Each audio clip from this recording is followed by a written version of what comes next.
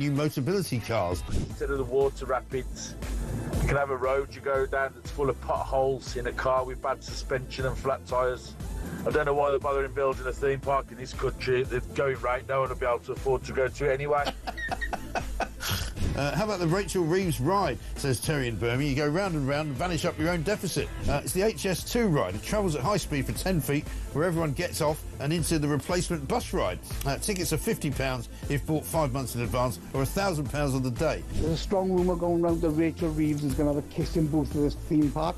So what I do, mate, I shove a £5 in a pot and you can go in and fill your boots. Thank you very much indeed, and very generous of you. One from G, who says fast-track entry to every ride for illegals, plus a free night stay in the park's hotel and free food. New theme park bumper cars will have to pay a congestion charge, and the funhouse isn't built yet, despite Angela Rayner's pledge to build houses.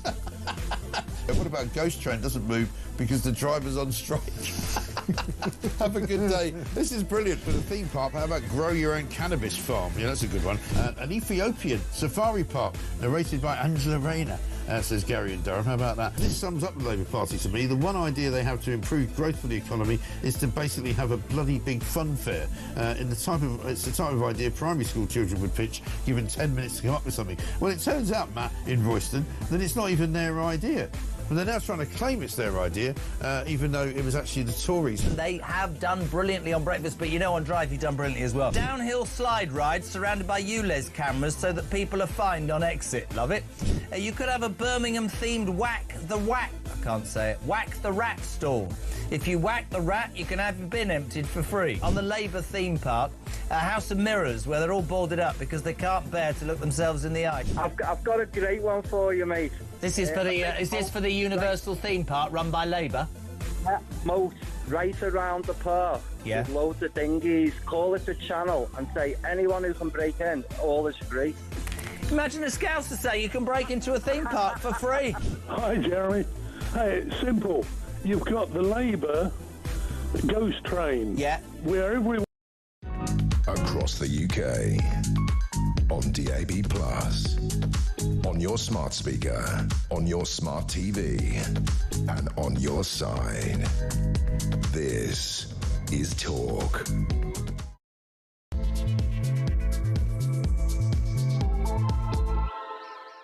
A very, very good morning to you. Welcome to the show. This is Talk, the Home of Common Sense with me, Julia Hartley-Brewer. It's just coming up to 3 minutes past 10 o'clock. Got a rip-roaring show for you, whether you're listening on DAB+ radio or on your smart speaker, watching on YouTube or your connected device. It's great to have your company.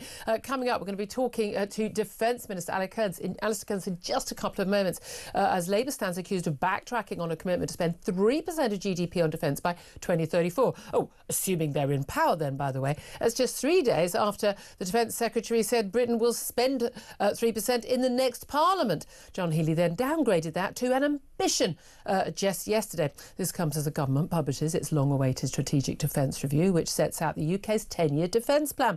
Keir Starmer will set out Britain's aim to build up to 12 nuclear-powered attack submarines, pledge £15 billion in the UK's nuclear warhead programme, and to construct at least 6 new arms plants. Also, Britain is on course for up to 50,000 Channel migrant crossings this year after almost 2,000 boat arrivals came on Saturday alone. And junior doctors are better off now than they were a decade ago. That's according to analysis from the Nuffield Trust Health think tank. They say that despite claims from the British Medical Association, who are currently balloting for more strike action for a 22% pay rises, claims they are much poorer than they were 10 years ago. We'll talk about all of that, plus vaping. Oh yeah, and Pride Month is back.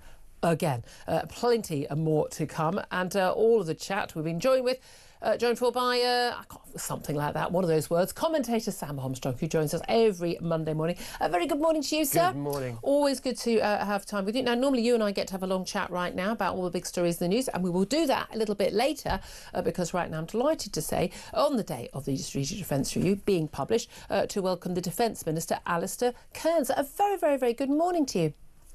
Thank you for having us on the show, Well, Julie. thanks for joining us. Right, I mean, lots of announcements coming today, an awful lot of it already announced, let's be honest, in the papers over the last few days.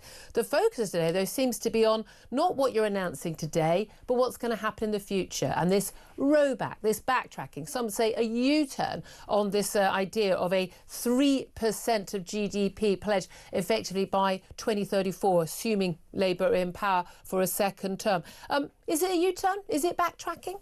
No, not at all. I have absolute confidence we'll move to 3%. The really interesting thing is those individuals in uniform now can look forward to 10 years of increased defence spending, and that provides a whole plethora of opportunities to change how we fight, change the technology we have, and ensure our men and women have the best capability, kit and equipment in their hands. But it went from being something that John Healey, your boss, the Defence Secretary, said he had no doubt, in an interview that was published on Saturday, carried out just a few days beforehand, he had no doubt that 3% of GDP would be being spent by the end of the second term, and that's now downgraded to he has an ambition. Now, I mean, there's no doubt and there's an ambition. Those are different things. An ambition means it probably won't happen. Well, no, I disagree. No one can tell where we're going to be in 5, 6, 7 years. What I would say is that both the Prime Minister and the Defence Secretary have said they've got absolute confidence we'll move to 3%, and I can almost pretty sure we will do. The reality is what we've announced today is that individuals looking forward will see 10 consecutive years of increased defence spending, which is absolutely huge. And that's money coming away from the development budget into defence industry, into those individuals across the country, creating up to 30,000 jobs, which is absolutely huge. And that's about reprioritising tax-paying money to be spent here in the UK, which is really, really important. And I have to say, and I'm sure most of my audience, absolutely give big thumbs up to that, absolutely. Taking money away from the foreign aid budget, spending on the defence of this realm, absolutely. But you said that, crucially, no one can tell where we're going to be in the next few years. Isn't that the reason why we need to be spending a lot more? The Baltic states, Poland, other countries on the front line with Russia are spending an awful lot more. Donald Trump has said we need to move not just from the 2.3% of GDP we're currently spending, and by the way, that includes veterans' pensions. As vital and as important those are, they don't actually contribute to our ability to defend our borders today or in the next few years. Not just to 2.5%, which is the ambition target by the end of this Parliament, but actually up to 3%.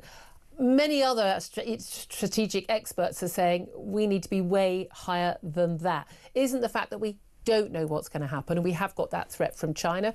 The Defence Secretary of the United States, Pete Hegseth, reckons that China could be invading Taiwan imminently. We've got the threat from Ukraine. We've got a build-up of forces on the border of NATO members in the Nordic countries. Do we not need to be spending a heck of a lot more and achieving a heck of a lot more and recruiting a lot more men and women? So what I would say, 14 years we didn't see an increase in defence spending. Since 2010. Right. Since 2010, this government's come in and we've hiked it straight to 2.5%. That has sent quite a strong message to both our adversaries. It's led a lot of our allies to increase defence spending, and it's signalled the right move from a US perspective. So I think it's really positive. We've said we'll move to 3% in the next Parliament, and I think that's more movement than we've seen in 14 years. And the really important thing is that it's being spent in the right way, moving that money from the development budget back into defence industry, jobs for British people in Britain, and doing the number one role of any government, which is, of course, protecting the nation, the citizens that are within it. Well, again, I fully support all of that. I completely accept your point that the Tories for 14 years didn't spend money. There was austerity in the early years. We've had all these other priorities, lockdowns, dealing with energy crisis after Ukraine, all of that. No excuse, we still have to defend our borders. But is it going to be enough? Finland, for instance, has reserves of 250,000 men and women fully trained. How many do we have?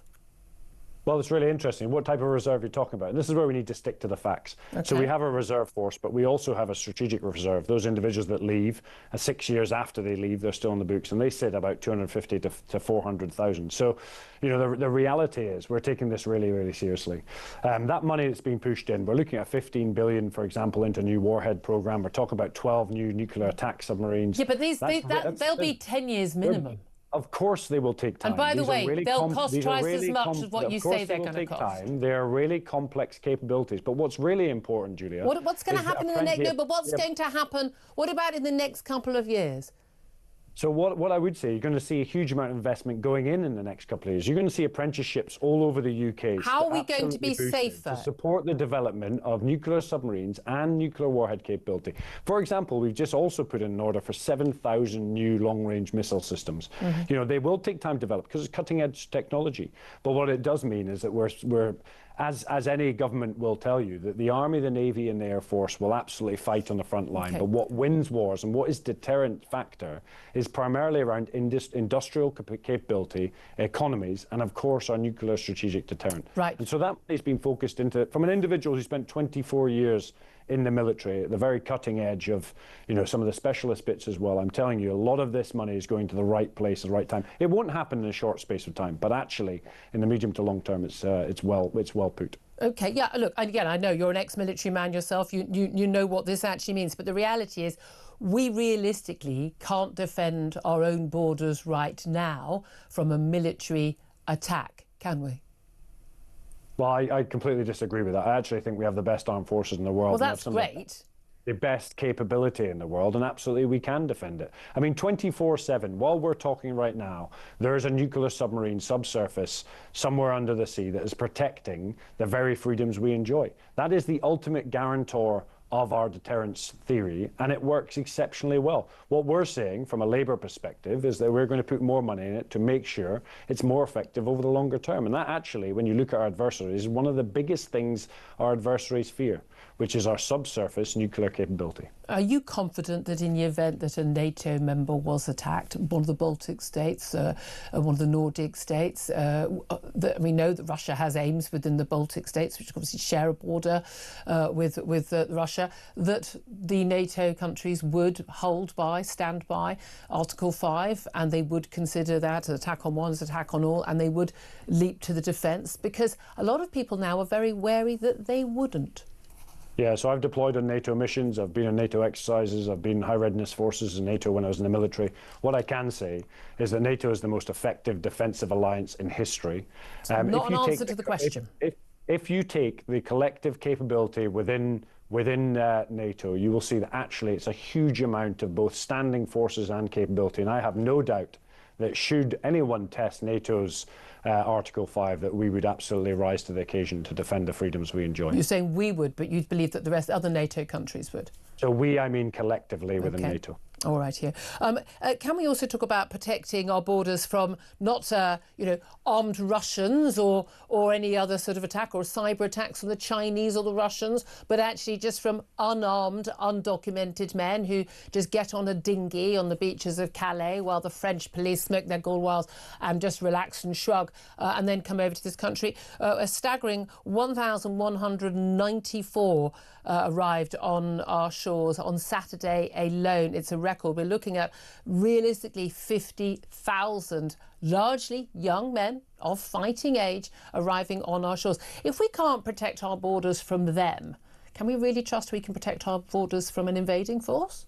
So what I would say is we've been in government now for 10 months. We've removed 30,000 individuals. What I would also say is... Well, you haven't. What I would say is... With all due respect, Alistair Cairns, with all due respect... What I'd say is we've pushed 30,000 people back. Most of those were voluntary. They were voluntary. They weren't even deportations. Alistair Cairns, you're not talking about the same thing. You're not talking about 30,000 largely young men who've arrived on our shores on migrant boats. You're talking about people who've had voluntary repatriation to their country. That's not the same thing. What I'm actually talking about is the Strategic Defence Review, which is one of the most and the biggest important announcements that we've made today. It is, and we have spoken about that for some time, and it is a relevant question, is it not, given that the first job of government is to defend our nation's borders. Are you confident, given that 2,000 largely young men arrived on our shores on Saturday, are you genuine? How can we defend our borders from a force with arms when we can't defend our borders from young undocumented men? They don't even have a passport, let alone a gun. What I would say is be careful of the fickle one-liners you're getting from other parties that say that this is an easy fix. It's a multifaceted problem that needs a really, really deep strategic look at. And the Prime Minister's got this. And he's pushing really hard to work with the French, work with the Europeans collaboratively. How's that working? To deal with this migrant issue. But again, It's gone up by 40% since he's been in power. It takes time to sort these problems out. Why? I thought he was going to get round the table with Macron and it was all going to be fine. People already. I would argue that your listeners would prefer to hear one of our answers. So well, perhaps not if your answer is actually... no, the 30,000. Who are you referring to with the 30,000? Because I know who you're referring to, but you tell me who you think you're referring to. But when I was in the military, we were tasked to have a look at the migrant issue. So how could the military support? And this links to the Strategic Defence Review. And what we found actually that from a military perspective, given the rules of the sea and the legal parameters that are wrapped around this issue, it was very difficult to deliver a single solution to the problem. This requires a multifaceted solution, which ranges from diplomatic engagement with the French, the Europeans, all the way through to legal and legislation moves. So what I would argue from a political perspective, we're looking at it in detail and we're working on it. Okay, I thought we were just going to have a nice meeting with Macron and it was all going to be fine. What I would say, Julia, is that's what the Prime Minister said. What I would say is we're here to talk about the Strategic Defence Review, which I think, from an ex-military individual who's now a minister within the Department of Defence, is a fantastic announcement that is looking at pushing money that was once going overseas back into the UK, giving people jobs, reprioritising taxpayers' money into the United Kingdom, up to 30,000 jobs, which is absolutely fantastic. And I think, from my perspective, as an individual who has a deep passion within the military, I think this is a fantastic news story. It's a fantastic impact for the country, and it demonstrates to our allies and our adversaries that we're taking defence really seriously. OK. Would we be capable of carrying out the sort of audacious attack that Zelensky's forces carried out on Russian jets, taking out a third of Russian fighter jets, these particular kind, but also $7 billion worth with this audacious drone attack using, I mean, I would say Israeli-style initiative. Would we be capable of any such sort of attack on our foes? What I would say is that attack was absolutely remarkable. One of the key aspects of the Strategic Defence Review is taking the lessons from Ukraine and making sure that we act upon them here in the United Kingdom. That looks like drones, that looks like uncrewed systems, it looks like pairing some of the uncrewed capability and docking that in with some of our heavy artillery, tanks, aircraft and ships to make sure they complement each other. And I think that, and I've been really hard on this issue as well, to ensure that uncrewed systems are absolutely central in our capability suite as we move forward. OK, just finally, the British government, particularly David Lammy, the Foreign Secretary, has been very critical of Israel and what they are doing in terms of their military efforts in Gaza to wipe out the terrorist group Hamas. What do you make of the varying different reports about an attack on civilians at an aid distribution centre in Rafah? Claims reported and widespread in the British and American other media that it was an attack by IDF forces, claiming that it was victims, doctors and others had said this was the case. IDF has denied this. Footage has gone out suggesting there was no attack at this distribution centre at the time when it is claimed it took place. People were treated with gunshot wounds, not missiles or shrapnel wounds as originally being claimed. What would be the motivation, do you think, for the IDF, were they to have been responsible, to shoot at unarmed civilians at a food aid distribution centre? Well, I think if anyone's shooting at unarmed civilians in any way, shape or form, it's completely unacceptable. What I would say is, from both sides, we want peace, peace and peace. I've been really clear on this issue that the Israelis need to use the proportionate use of force. Are they not? The evidence, I'll leave others to have a look at the evidence. Well, you say they need to be... Are they not now? So anyone from the military or anyone with my experience or anyone in my job now would say to you, and I'm pretty sure your viewers would agree, that we must ensure that both ourselves, our allies, our partners and anyone else use the proportionate use of force in line with the threat. And are they not now? I think if the armed forces stick to that, then they'll find themselves on the right side of the law and indeed on the moral argument as well. Do you believe the IDF... Presumably the government has looked into this. They've been very critical of the Israeli forces and the Israeli government for this policy. Do they believe that the IDF is responsible? And if so, what would be the motivation for IDF forces? So I haven't looked at the specific issue. What I would say from my perspective is we implore both the Israelis to use the proportionate use of force when it comes to the threat. Wait, just finally, when you were a fighting man yourself, what ratio of civilian deaths to combatant deaths was considered the norm? Well, any civilian death is completely unacceptable. But nevertheless, civilians die. But we've got to accept, as you may know, I don't know if you've been to conflict zones in the past, I've been to lots. been on multiple tours of Afghanistan. I bow to your greater knowledge, 100%. And so what I would say is that usually in conflict there are civilian casualties, and it's a travesty every time it happens. So we implore, if you let me finish 2 seconds, we implore any armed forces or any military man, woman, to ensure that they minimise civilian casualties. And the combatant versus civilian deaths is virtually 1-to-1 in Israel. Does that suggest that is a proportionate response? I'll need to look at the evidence. I haven't looked at the evidence in that particular event. All right, good to know. Very much appreciate you joining us. I completely accept the strategic defence review is the main story of the day. Absolutely, we talked about that at great length, and I very much appreciate you joining us. Defence Minister Alistair Cairns there, a Labour MP, of course. Thank you very much to him. Sam Armstrong. I mean, obviously, we want to put pretty much all the questions I put to the Defence Minister to our audience. So I want to know particularly, are you concerned about Britain's ability to defend itself? It's as simple as that. Give us a call, 0344 499 1000. You can text the word talk in your message to 87222. You can get in touch on X at Talk TV. Calls are charged at the national rate. Text costs £1, standard network rate message. It's free on YouTube and it's free on X. And it's also free for Sam Armstrong to have his say right now. What do you make of what he had to say? Well, the Tories ain't going to be scoring any points on defence. That's the truth of it. Labour has squared off this issue completely and utterly. Alistair Cairns, who's the Defence Minister, is himself a war hero. John Healey is widely respected by every Tory MP you speak to as the best Secretary of State in government. And what a contrast that is, just firstly, between now and where the Labour Party was a few years ago under Jeremy Corbyn, which is, if you cared about this country's defence, that was the best reason. Yeah, there were a few, but that was the best reason not to vote for him. That was a big reason a lot of people voted for Boris Johnson and not Jeremy Corbyn in 2019. That's right. The Labour Party have got serious about this issue. I feel very sorry for James Cartledge, the Shadow Defence Secretary, because they're just not going to be scoring any points on this issue. Is there any defence for the Tories spending so much less and not giving up? I mean, most Western European countries didn't. But 3 points on that. Firstly, the overall picture was that after the Cold War, the entire Western world got just cocky, basically, and just assumed it didn't need to spend the amount of money that it needed to do. Over. The end of history, that's what they called it. They said it was that. Secondly, the Britain continued to spend vastly more than our European allies, all of whom were loved by the left throughout that point, and people said, oh, what a wonderful social security system they had. Yeah, it was spent on with the money that should have been going on to defence.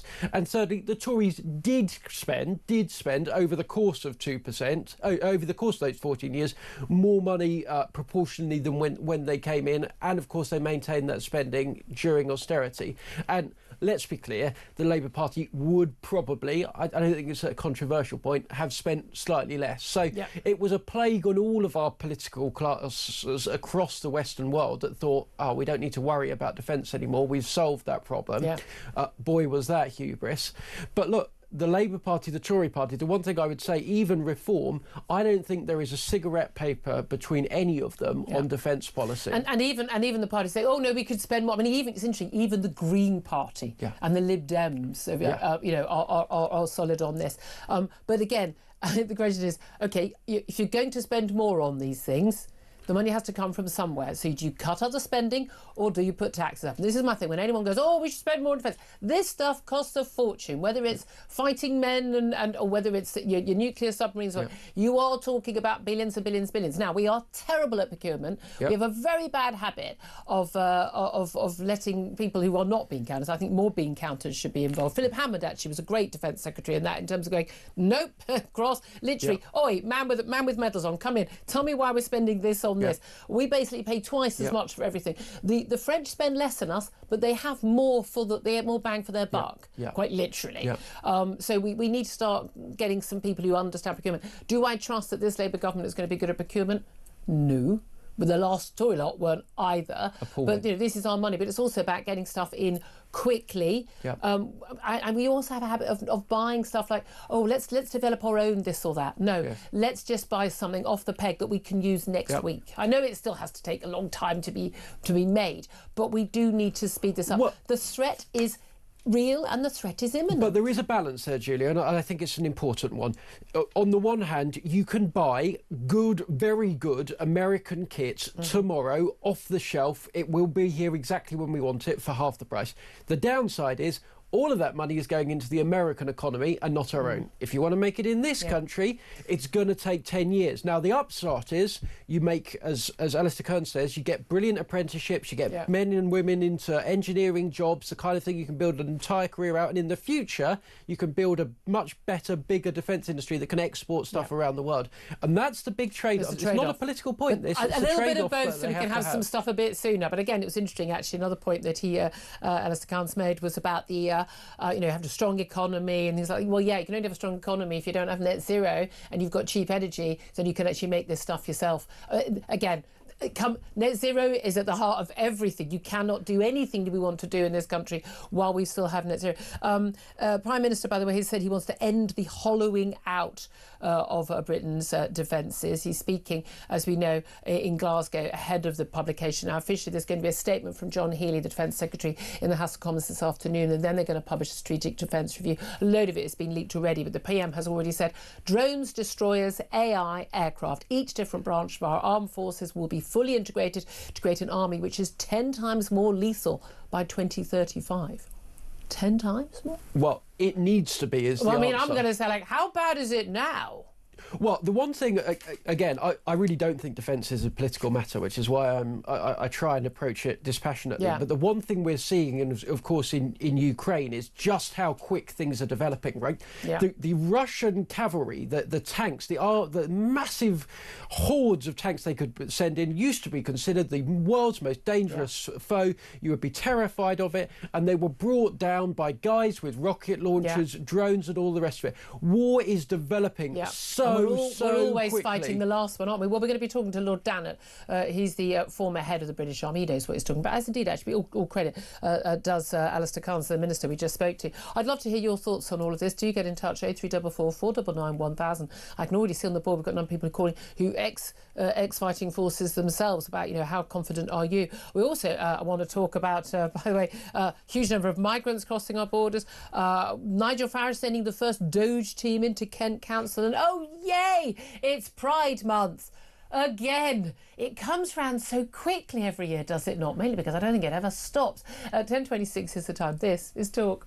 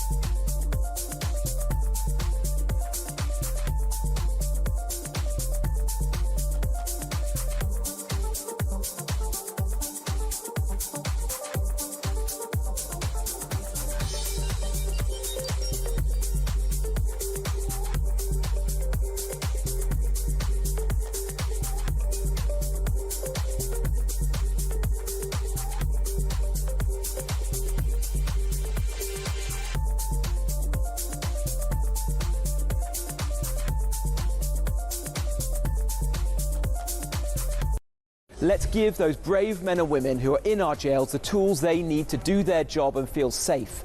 Let's give them baton rounds, tasers, high-neck stab-proof vests, which, it's amazing they don't have those already. And in our maximum security jails where they deal with these extreme high-risk people like Axel Rudakabana or Hashim Mabedi, let's ensure that there is a secure armoury where specialist officers can go and get access to lethal weapons. So if these situations, God forbid, arise, they can regain control of the prison quickly.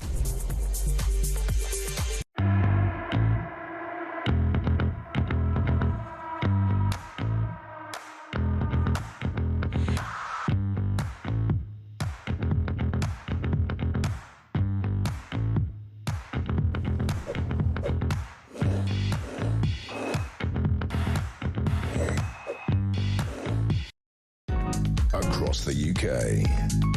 On DAB+, on your smart speaker, on your smart TV, and on your side. This is Talk. This is Talk, the home of common sense. It's coming up to 10:30. I'm Julia Hartley-Brewer. Sam Armstrong still with us. Going to get to your calls coming in thick and fast on defence in just a few moments. First up, though, Sam Armstrong, I do just want to bring in this figure, this 1,194, largely young men. They always are largely young men. We always get pictures of the women and the children, but largely young men who've arrived just on Saturday alone, as the French police did absolutely... I'm trying to think of it. Nothing. Let's go with the word nothing. Wasn't the word I was thinking of. Very smoking, they got on the beach. I mean, they took photo. They did some videoing. To be fair, they did some videoing as I got their feet a little bit sandy. Up to 50,000 migrants, it's now predicted, are going to cross the Channel this year. Very interesting to hear from the Defence Minister a few moments ago about, this is very difficult. It's a complicated business. We're going to do this. Look, but the reality is the Prime Minister hasn't dealt with it, and they've been in power almost 11 months now. Balderdash, right? Let's just start with the basics. Keir Starmer took office last summer. Have the numbers gone up or down since he came in? They've gone up. Why have they gone up? Well, one reason they have gone up is he cancelled the only deterrent. There was a potential deterrent in the form of Rwanda scheme. We saw when it was first announced that migrants that had got into the UK were making their way into the Republic of the Ireland because they were scared of it working. He cancelled that. He wanted to put international law ahead of it. So let's not hear another word out of him. Everything he promised us about smashing the gangs was a lie, is a lie. He knew it was a lie. He lied to us all. He knew about it. He knew it wasn't going to work.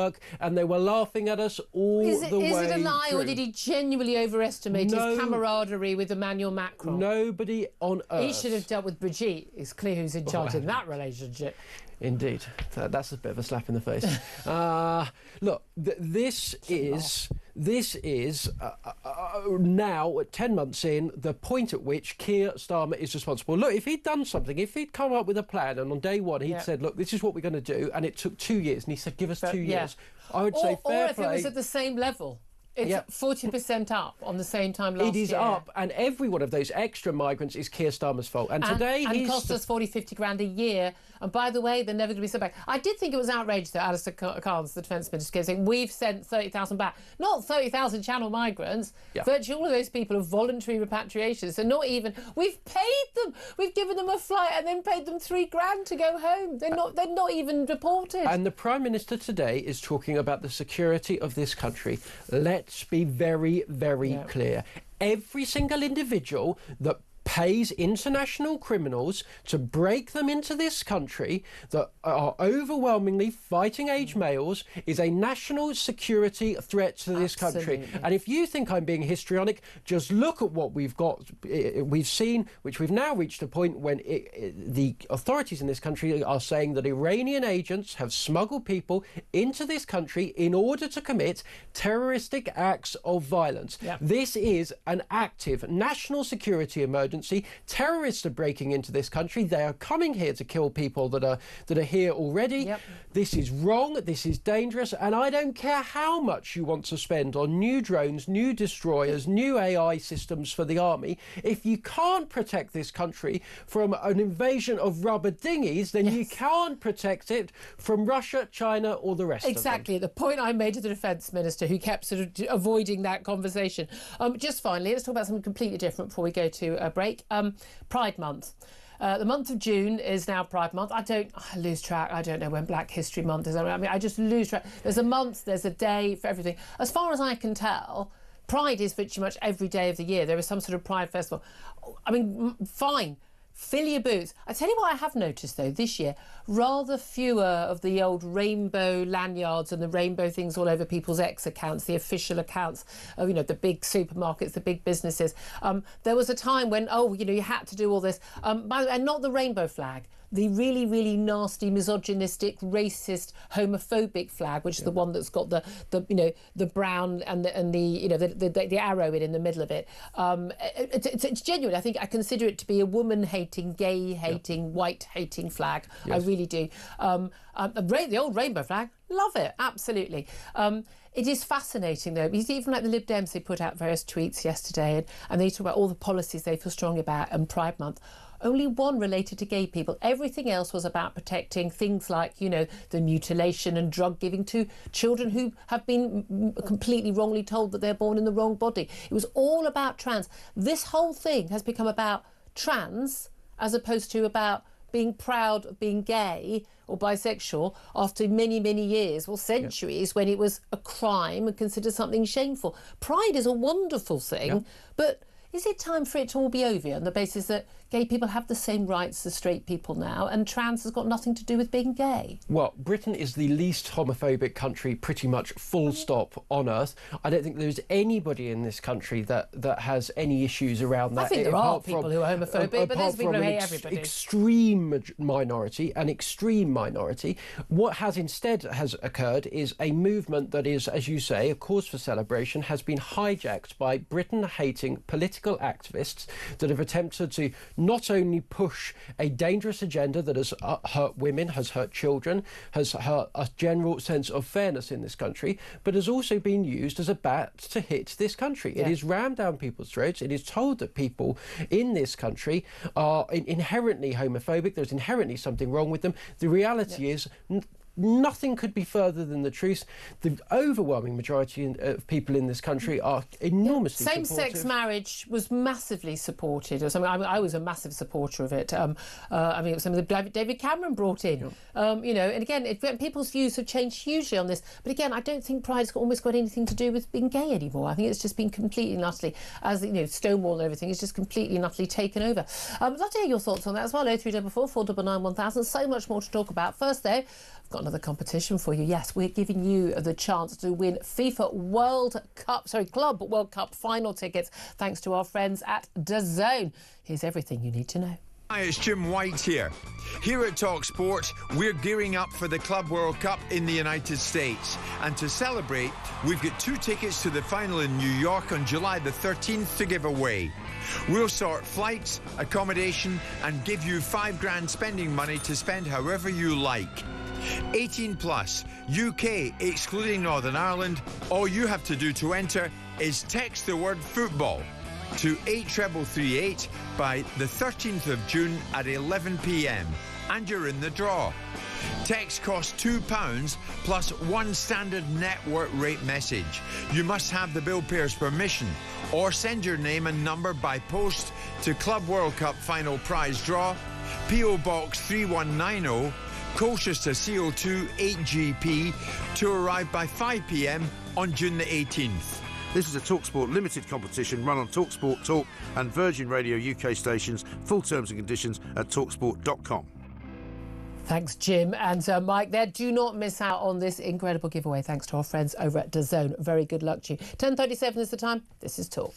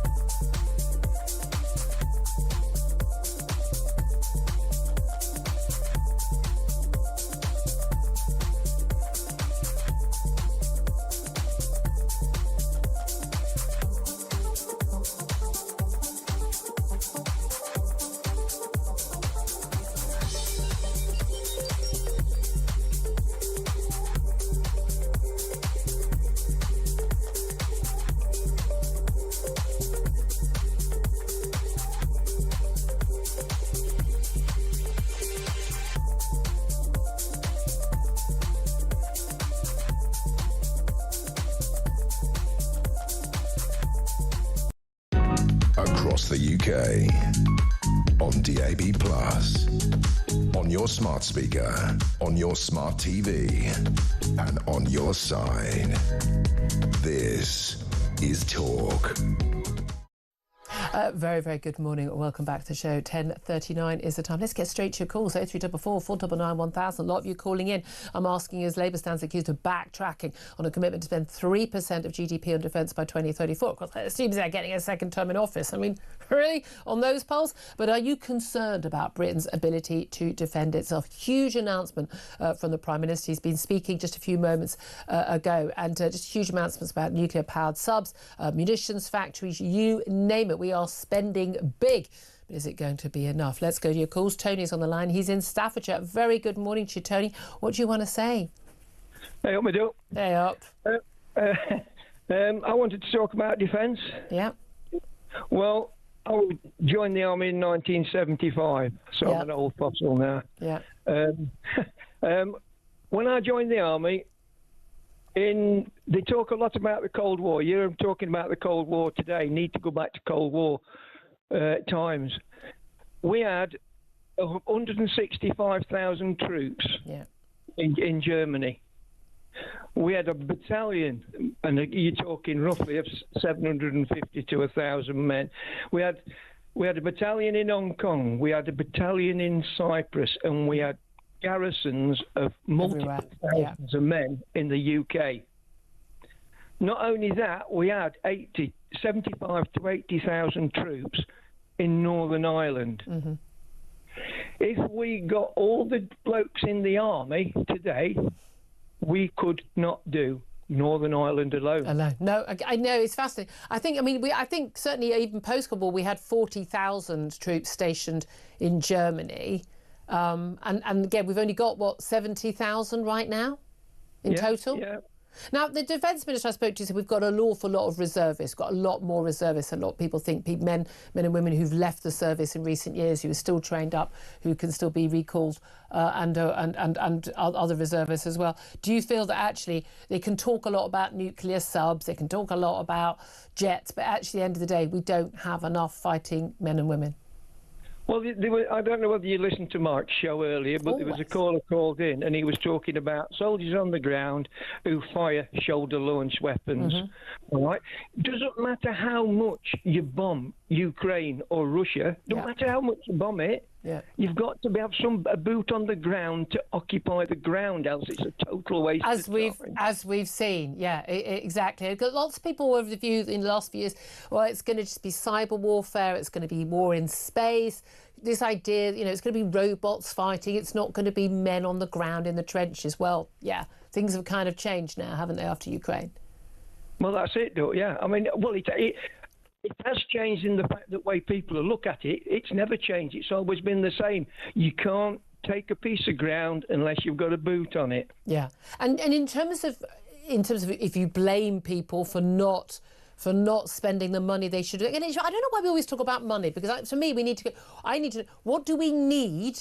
And then we spend the money on that. Because it's one of those things, you wouldn't just say, like, if your roof was caving in your home, you wouldn't go, well, I've got a budget of 5,000. Well, if that's not even touching the side of the constant, you're not going to get your roof mended, are you? We need to know we're safe. So how much will that cost? And what do we need for it? And let's do it. But who do you blame for the fact that we've got to this position? Is it the politicians? Is it a particular party? Is it civil servants? Is it military chiefs? Who? Well, I really don't know a lot about civil servants, although I work for the civil service, to be quite honest. But it's got to be the military themselves and the government, because they're all fighting amongst each other for their own little bit of kudos and their own little weapon or their own little place, what they want. They've got to get together, put their heads together and sort out what is really best for everybody. What we actually need. Tony, thank you for that. I really appreciate that. Ian is on the line. He's in Bridgend. Very good morning to you, Ian. What do you want to say? Oh, hello, Julia. Yes, first off, very well done on asking the question that we all had on the tips of our tongues. What about protecting our own borders? Yes, indeed. But the thing is now, talking about this weaponry, what are we going to build it with? Chinese steel, is it? Don't.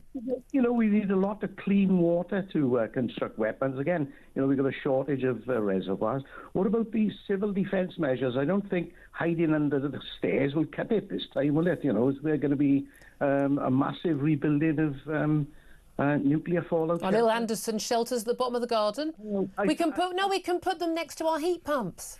It's bonkers. Language. I think this is all distraction for Starmer again. I hope the Guardian and the BBC Channel 4, they'll be at this press conference as well, and they'll press him, you know, with a newly found line of attack. Then. You say it's a distraction. Distraction from what? Do you think that Keir Starmer doesn't actually believe in this? Because I was just thinking that actually the fact that there's no brownie points within the Labour Party for him doing this. I'm dreading, what is he hearing in his briefings that tells him that he's actually has to spend the money when there isn't any money at the moment? That scares the living daylights out of me, what he's actually hearing behind the scenes.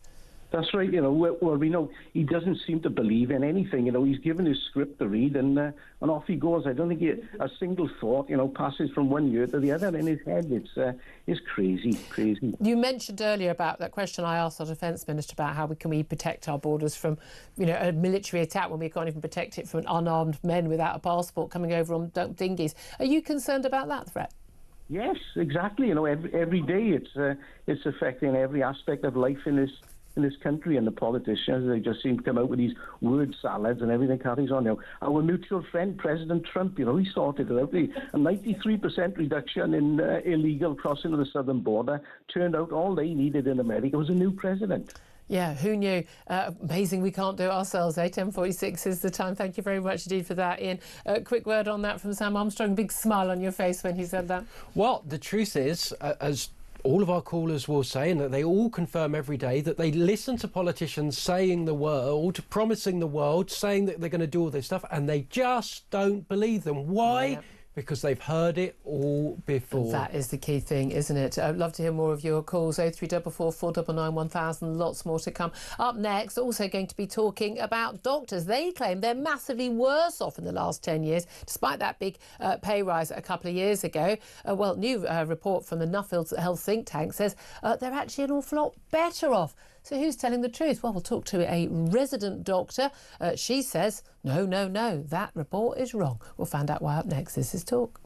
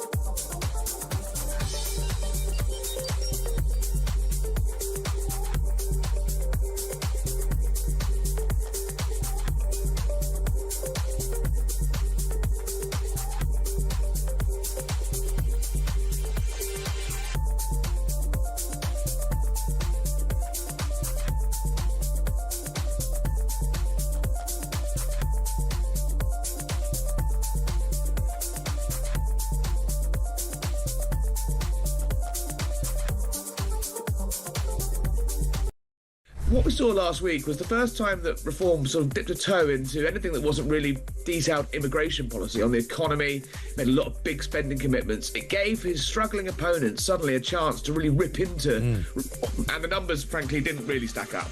We need to see... Sorry, I'm going to sneeze. Excuse me. Bloody hay fever. I'm going to sneeze again, but I'm going to keep trying to make this point while I do it. I didn't sing for you, but I will do a comedy turn nonetheless.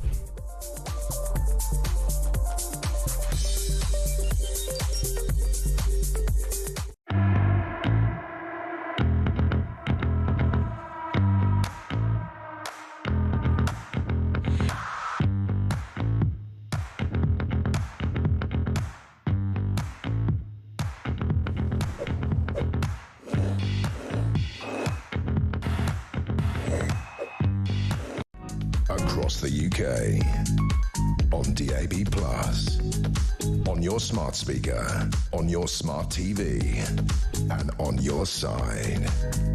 This is Talk. Very good morning. Welcome back to the show. 10:50 is the time. I'm Julia Hartley-Brewer. Let's talk about doctors. They're being balloted for strike action right now over a demand for a 29% pay rise. Nice work if you can get it. The healthcare workers, now known as resident doctors, not junior doctors. I think resident doctors are far more representative of the level of skill they've got. They're asking for that pay rise on top of the 5.4% this year. Comes on the back of a 22% increase last summer, although that covered 2 years and was backdated. But they have been claiming that they are a lot worse off since the austerity years under the Tories, and they're still trying to make up their missing salaries. Meanwhile, a new report out from the Nuffield Health Trust has said that actually junior doctors are better off now than they were a decade ago. So which is true? Well, let's ask resident Dr. Basha Mukherjee, who joins us right now. Good morning to you, Basha. Good morning, Julia. Thanks for joining us. So I don't understand. I mean, we know what your salaries are in terms of, you know, different pay rates for different skill levels and the like. We know how much they've gone up or not gone up. How is it possible to have one group saying, oh, we're worse off, and the other group saying, oh, no, they're much better off? Which is true? I think the question here is that the state of the NHS at present, and you would agree that it's really difficult to get an appointment with GPs. I have patients who come in and consistently say how difficult it was to get an appointment. And as a result, they're coming in with 3, 4, 5 problems in a 10-minute appointment. They are struggling to get appointments at secondary care.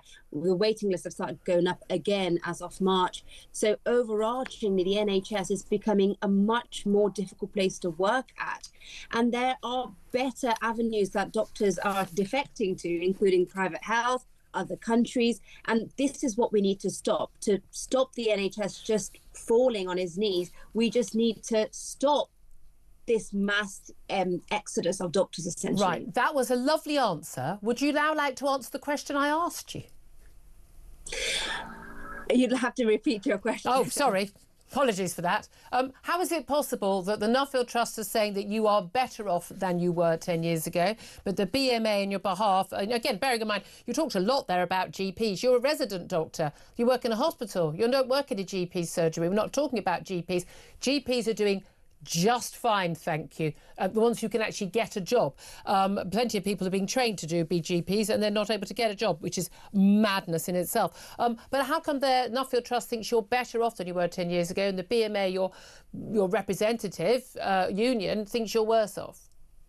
I can't speak for the Nuffield Trust, what they've, who they've questioned, but what I can say is that although you might think that resident doctors are only in hospitals, but actually lots of resident doctors do work in GP, I being one of them. I can definitely speak for my time in hospitals as well. The picture is much the same.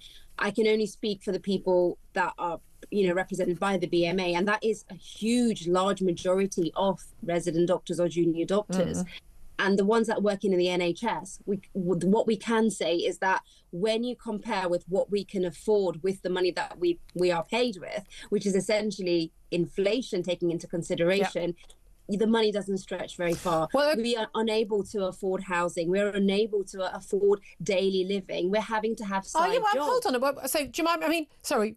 I mean, I haven't got the exact figures here on what each person is earning. I'm of the view that doctors who got, load of grade AA levels in hard subjects and 7 years of training and then working as a resident should be paid very well, and certainly a damn sight more than a train driver on 70 grand. I know you're not on a high pay as resident doctors. GPs, consultants, yes, but most resident doctors, I think, are not paid adequately for their skill set. However, there are plenty of people who earn far less than you who are perfectly capable of affording to rent or buy a home and to live their lives. So that's just an abject nonsense. But it's a question of what else is out there. The truth is that we are having so many doctors leaving the NHS because the prospects are better if they move on to private health or if they move to other countries. And that is what we need to stop. We have a problem with retention. We have a problem with recruitment. And I think part of that may be money related. It's also down to the sort of trials and tribulations of the jobs itself. However, the vast majority of people who train as doctors in this country are not sodding off to New Zealand or Canada to work. And they're not going into private. There's only so much work in the private healthcare service. Most people who work in the private healthcare actually work in the NHS as well. I had a family member offered a cataract operation in 6 months' time. Oh, but you can have it on Friday if you go privately. I mean, maybe if that NHS consultant did a bit more work in the health service, she wouldn't have had to wait that long on the NHS. But the Nuffield Trust, a health think tank, they know what they're talking about. This is literally what they do for a living. They say that the BMA, when they claim they're poorer now than 10 years ago, that's because they're using the RPI measure of inflation as opposed to the CPI, the Consumer Price Index, which is a measure of inflation. You're talking about, real terms, income. And if you compare the rise in prices in the last 10 years, she said, the reporter the researcher from the Nuffield Trust, Lucinda Rolowich, says that actually doctors are 8% better off than they were a decade ago. Not, as they claim, the BMA, 22% worse off. So, I mean, it is not just about the money. Oh, I thought it was all about the money a minute ago. The money goes a long way. The money, if we do manage to retain more staff, recruit more staff, we know that is going to make a huge difference to the condition of working for the current. So what else is it then? It's overall, the emphasis being on valuing the staff and retaining the staff so that the NHS looks different than it is. What do I think? Valuing the staff. Do you not feel valued? I mean, we came out and we did that for you every Thursday for months. We banged on pots. People are constantly thanking you. You're like the 8 nurses and doctors in the NHS are sort of given a sort of saint-like aura, as if you're doing it out of the goodness of your hearts as opposed to a paid job. But I mean, do you really not feel valued enough? I mean, you try being a journalist or an estate agent or a lawyer. They're not really valued. No, for sure. All jobs, that you've mentioned today, they are difficult. But it's really difficult. Oh no, I'm not. No, I'm not crying. I'm saying we're not valued. We cope. Do you need to, what would make you feel valued? Do you want people coming up to you and just sort of hugging you in the street? What do you want? If you ask me personally, if there were more doctors across the board to share the load, and if there was better staffing levels on any given day, so that our patients would be feeling less, unhappy with our services, the service that I personally deliver, I wish I could deliver a better standard of service. You could do your job better, and a lot of people in the healthcare sector. So why, if given that the NHS budget has gone up hugely under COVID and since COVID, but we've actually interestingly seen fewer operations, fewer treatments carried out despite all that extra money. Productivity has gone down. Why is that? Why are the wrong people being hired? Are we spending too much on HR and DEI staff who are paid more than you, or is there a problem of another kind? I think it's multifactorial, and I will say staff retention is a big part of it because continuity is a big part of delivering good level of care. And unfortunately, from my experience in working in the hospitals, staffing levels were always undermet, and that meant that you're seeing a new doctor each time. I work in a GP surgery, and I see patients all the time who complain, I have to tell my story again, and we're wasting more time in just repeating these stories rather than that's a management issue at the GP surgery, though, isn't it? I think it's across the board. GPs working part-time, not full-time. Well, this is the point. People who are not actually, maybe leaving the NHS, they're finding other ways to cope, and that means actually taking more time off work. Well, also GPs are now paid so much they can afford to work part-time. Well, you know, I know a lot of GPs, for one, that are actually also doing side hustles. They've got, wait a minute, they're so stressed and they're so, but they've also got another job. I mean, as you can hear the music, the music tells us the time is against us. But Basha Mukherjee, who's a resident doctor, very much appreciate you joining us. I'm not sure I'm any more the wiser after that. I'm going to get Sam Armstrong's thought on that. I'd love to hear your thoughts as well. Lots and lots of calls coming in about the defence budget and whether or not actually we can actually protect ourselves, even from unarmed migrants on Channel boats. This is Talk, the home of common sense.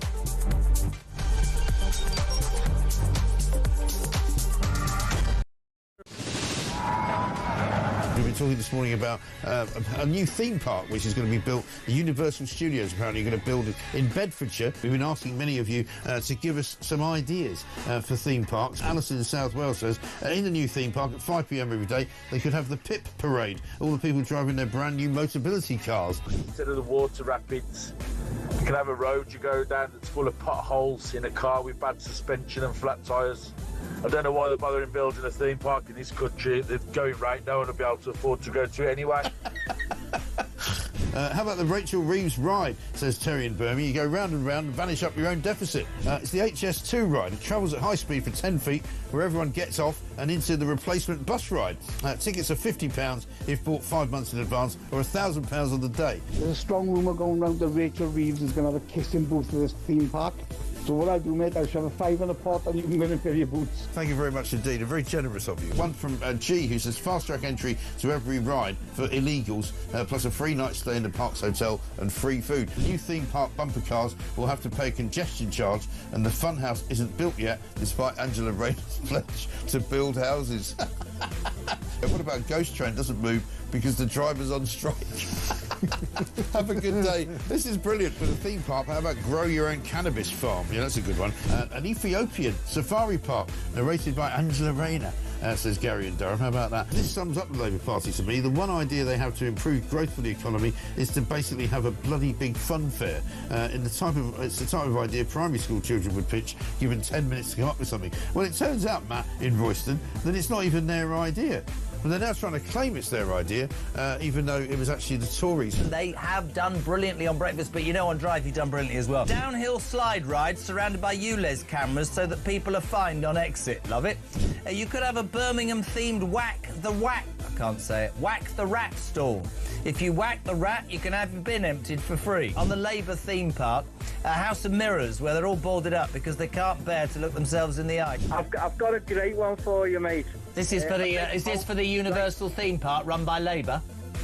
Moat right around the park. Yeah. With loads of dinghies. Call it the channel and say anyone who can break in, all is free. Imagine a Scouser say you can break into a theme park for free. Hi, Jeremy. Hey, it's simple.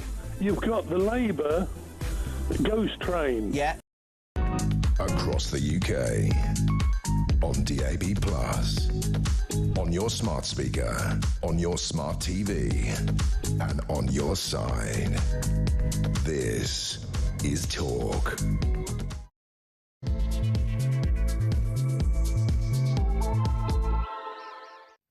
A very, very good morning. Welcome back to the show. It's just coming up to 3 minutes past 11 o'clock. This is Talk, the home of common sense, with me, Julia Hartley-Brewer. Whether you're listening on DAB+ radio or on your smart speaker, watching on YouTube, or you connect to my, so lovely to have your company. We are talking about defence of the realm. Labour stands accused of backtracking on a commitment to spend 3% of GDP on defence by 2034. Although what's fascinating is the idea of any Labour government committing to anything past the next election, given the current polls. But just 3 days after saying that Britain will spend 3% in the next Parliament, and a statement from John Healey saying he had no doubt that we would be spending that money. The Defence Secretary yesterday downgraded it to just an ambition. Well, this morning, Keir Starmer has been announcing the long-awaited Strategic Defence Review, setting out the UK's 10-year defence plan, with Britain's aim to build up to 12 nuclear-powered attack submarines, £15 billion pledged in the UK's nuclear warhead programme, and constructing at least 6 new arms plants as well.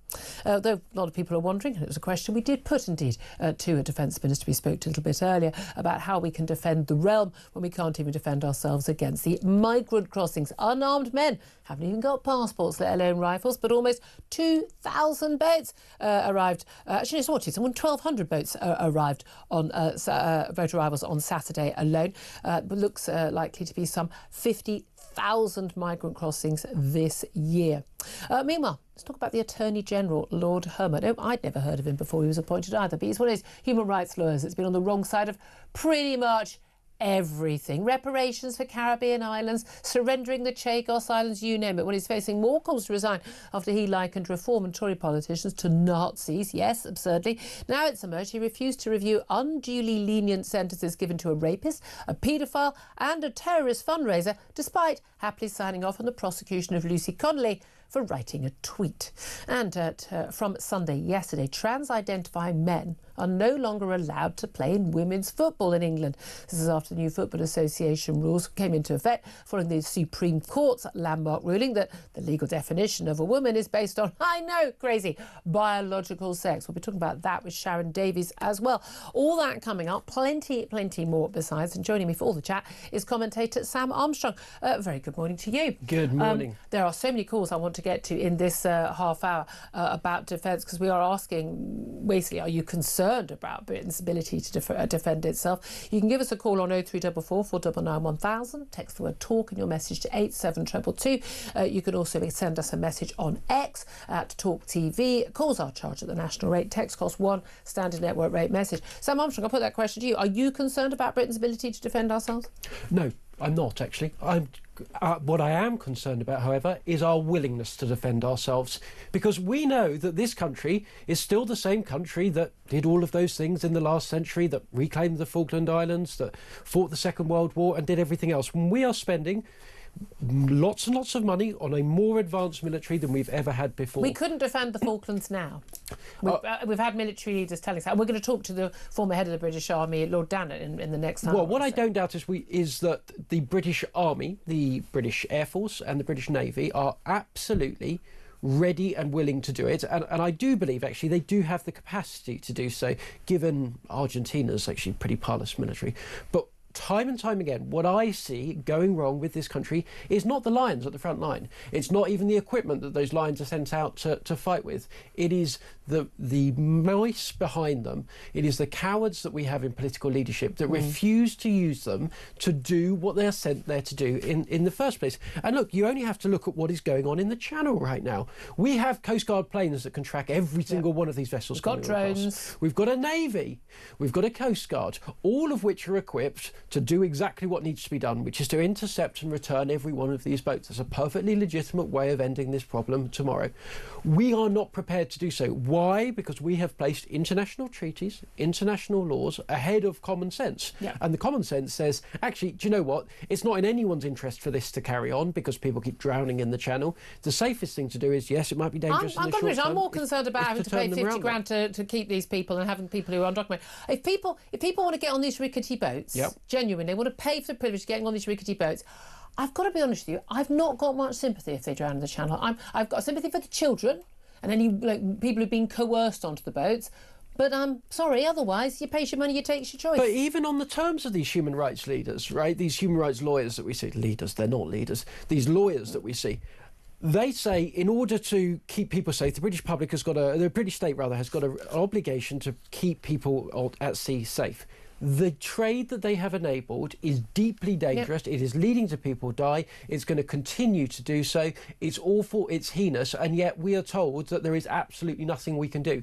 That is nonsense. If we were to put any of our callers that call in every day on this channel, if we were to make Julia Hartley-Brewer Empress of the Channel, and give you the authority to end it tomorrow, you would do so. It is purely and utterly a matter of willingness, a matter of, are you prepared to be unacceptable, unpopular, a little bit iffy at a dinner party? If you're prepared to do that, you can end it. So to go back to your question, am I concerned about our ability to defend ourselves? No. But boy, am I prepared about our politicians' willingness to do so. And that's the thing. And that is absolutely crucial thing, isn't it? Well, let's tell you a few things that Keir Starmer said in his announcement this morning. It's going to be the actual review itself, and it's all been dribbled out already over the weekend. But the review itself is going to be published this afternoon when John Healey, the Defence Secretary, reads a statement to the House of Commons. But the UK's defence policy, Keir Starmer said this morning, will always be NATO first. He said the strategic defence review will make Britain a battle-ready, armour-clad nation.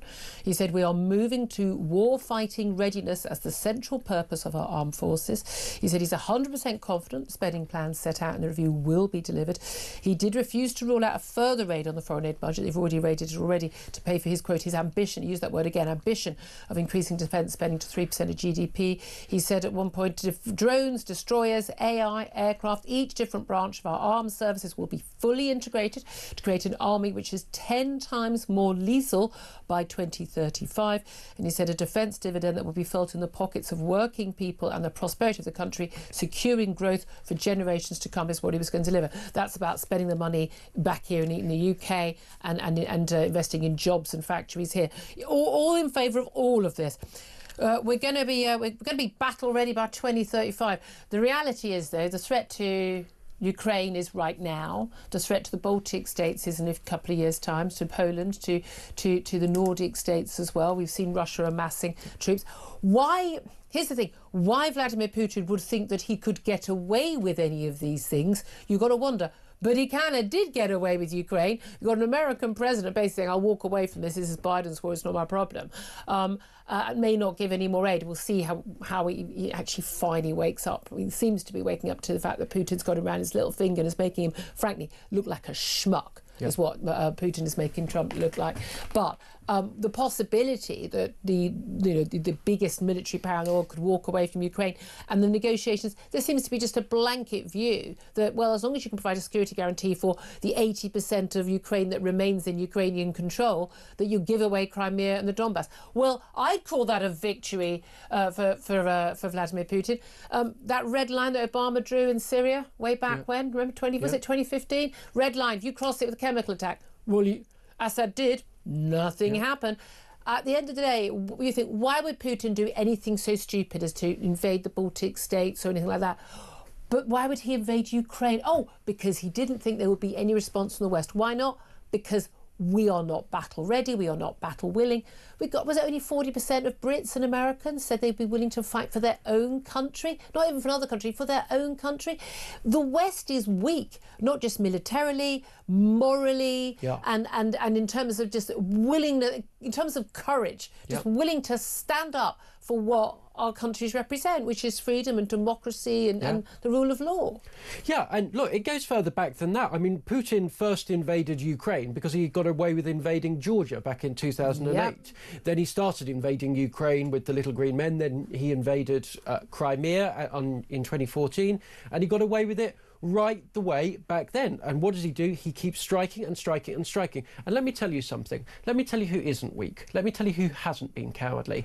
The Ukrainian people. Oh my gosh. It used to be said that Russia was the second most powerful military on earth. At times it has only been the second most powerful military in Ukraine. Why? Because when the rubber hit the road, the people of Ukraine stood firm, they held their ground. When American leaders were telling President Zelensky to get out of there on a helicopter, he was saying, I don't want to rise, I want to fight these people. He did, he stood firm, and he defended his country. And that is ample evidence, right? Yeah. Ample evidence, all the evidence you can need, that even though we are not that power that we once were, even though that we are fallen in so many different ways, if this country believes in itself, if those and our allies share that moral belief, as you put it, that philosophical force once more, if we're prepared to invest, yes, but stand firm, to show some backbone, to recognise that we are the shining light, the beacon on a city hill, if we are prepared to do that,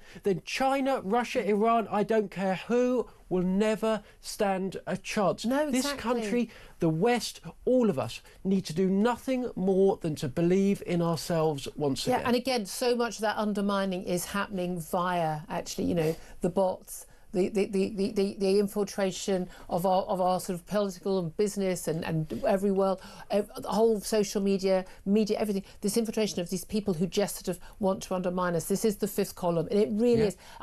This is not a conspiracy, guys. This is totally true. And Julia, just to be clear, that you'll see plenty in the media class that are saying, "Oh, that Russians are spreading far right ideas," and they are, because it undermines us. Do you know who else they're putting money behind? Yep.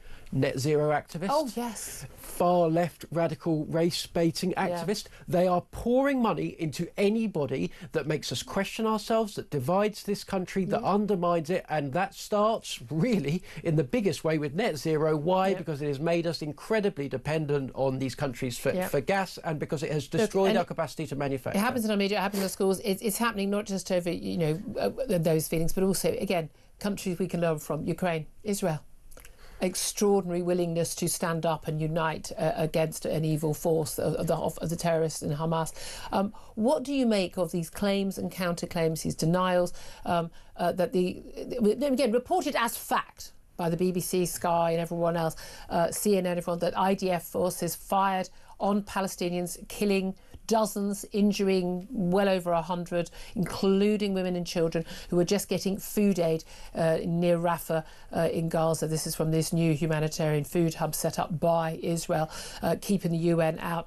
A lot of the claims, I mean, the doctors saying they were taking gunshot wounds. The initial claims were there was some sort of missile attack or some attack that wouldn't involve guns. We've got footage that's been put out by the aid organisation of a 15-minute period round when we're told gunfire was opened on these people at this time. Well, there's 15 minutes showing no gunfire, no issue there at all. I don't know what happened. I wasn't there, but I find it extraordinary. We've seen backtracking by the BBC and others. Again, most trusted news source in the world, we're told. But just like, we've got the people telling us this, we've got the doctors telling us this, we've got the aid agencies telling us it must all be true. None of those people are able to speak unless Hamas has said it's okay.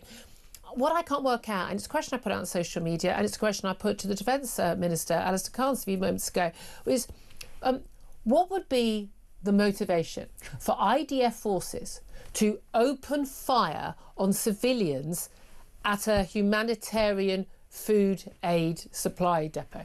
Yeah, well, look, let's be clear. Why? It would be grossly against their interests. Here's what I would say. It's a war zone. There's going to be threats all the time. There might well be gunfire. And when there is gunfire, word will spread quickly. And, everybody knows that a lie will travel around the world twice before the truth has got a chance to get its trousers on. Having said all of that, as you rightly point out, you cannot report in Gaza unless Hamas, a literal terrorist organisation, says you can. So I would be viewing every single piece of information that comes out of that place with deep cynicism, and the BBC doesn't. And we know that Hamas have lied repeatedly. I mean, so many times they've stated things as fact, reported as fact, and then are completely debunked, but no one reads the debunking. Well, Julia, I take a broad view, which is if you're prepared to chop babies' heads off, you're probably prepared to tell a few lies to the BBC. These people are animals. They are evil. They are prepared to stop at nothing, in order to get their way. And what do they want to achieve? The total and utter destruction of Israel and the Jewish people. But it was very interesting. Jeremy Bowen on Radio 4, who's just completely busted flush. Someone I used to really admire, but I'm absolutely shocking, a lot of his reporting in recent months. But he was saying, look, as you know, we're not allowed to have reporters inside Gaza. IDF, the Israeli forces don't allow us. I can only think it's because they don't. The only explanation for that, he said, is because they don't want us to know what's going on there. Or the other explanation might be that you're going to be taken hostage, and then they've got more hostages to deal with, and you're only going to be able to get access to anything that is propaganda, and then you'll be spewing out more propaganda. Because, funnily enough, as a general rule, we don't allow journalists to enter, war zones that we control. I mean, we don't. Funnily enough. I mean, when we were, we had borders, they were embedded, with the forces in Iraq and Afghanistan. They weren't allowed to just wander freely where they felt like it, because they would be at risk. And by the way, just a reminder for those that are catching up or a little bit slow, Gaza has two borders. It shares two borders. It has one with Israel, about whom we hear so very much. It has one with Egypt, about whom we hear absolutely nothing. It's funny how I don't know why the Egyptians don't open it, let all the people out of Gaza, or let all the aid in. I don't know, but the aid is going in. What I find fascinating, I mean, the only people, of course, who don't want this aid to happen, we know that Hamas, we know this has been verified, Hamas telling people don't take the aid. These people apparently are starving. I think it was the newspaper had a picture on the front page of a woman with her kids, you know, looking, obviously everyone's very upset, and these women, starving people of Gaza. I mean, the woman ain't missed a square meal in a number of years. I'm just saying. It's like all those women when you see when they're going to the BBC finds someone, a single mum who has to miss meals because she has to go to a food bank to feed her kids, and she's got arms like thighs. I mean, like, really? I think missing a few meals won't be a bad thing for you. I'm not saying that things aren't awful for the people of Gaza right now, but they're largely awful because of Hamas are in charge and not because of the IDF. It's as simple as that. And have you tried giving the hostages back and stopping bombing and trying to kill everyone in Israel? That might help your situation. But Hamas don't care how many people die. They don't. They actively want children in Gaza to die. They have stated this publicly. They are martyrs for the cause, and they get the media propaganda. But we have again BBC interviews, reporters, war reporters who know about wars. They've been on the ground talking about what is happening in Gaza as the most awful, unprecedented war zone ever. This is simply not true. Well, and you know what more? It is utterly and completely, and I'll say it again, totally racist, right? There are wars going on today in which the situations are far worse. If you go to Sudan, if you saw what happened in Darfur, nobody who ever saw that could say with a straight face that what is occurring is on any scale equivalent. Yeah. But we have and we hold a totally different standard for Israel. Why? Just tell me why. If someone can give me an answer why, I will stop going on about it. They can't, they won't. It's the question to which there is given. And again, we've had that horrific terror attack in Colorado by a man, apparently a legal migrant, shouting "Free Palestine," and it was a rally. And again, it's described as a pro-Israel rally. No, it was a rally for the hostages. Surely we're all pro-freeing hostages, right? Oh, no, sorry, not the Israeli ones. Just find it, before we go to a break, I want to talk about Lord Hermer. He's the Attorney General in the news, I think every single time for the wrong reasons. He's in favour of the Chagos surrender. He's representing Caribbean countries wanting reparations. There is no issue that he has not been on the wrong side of. Human rights lawyer, big old mate of Keir Starmer, appointed to the job by his mate.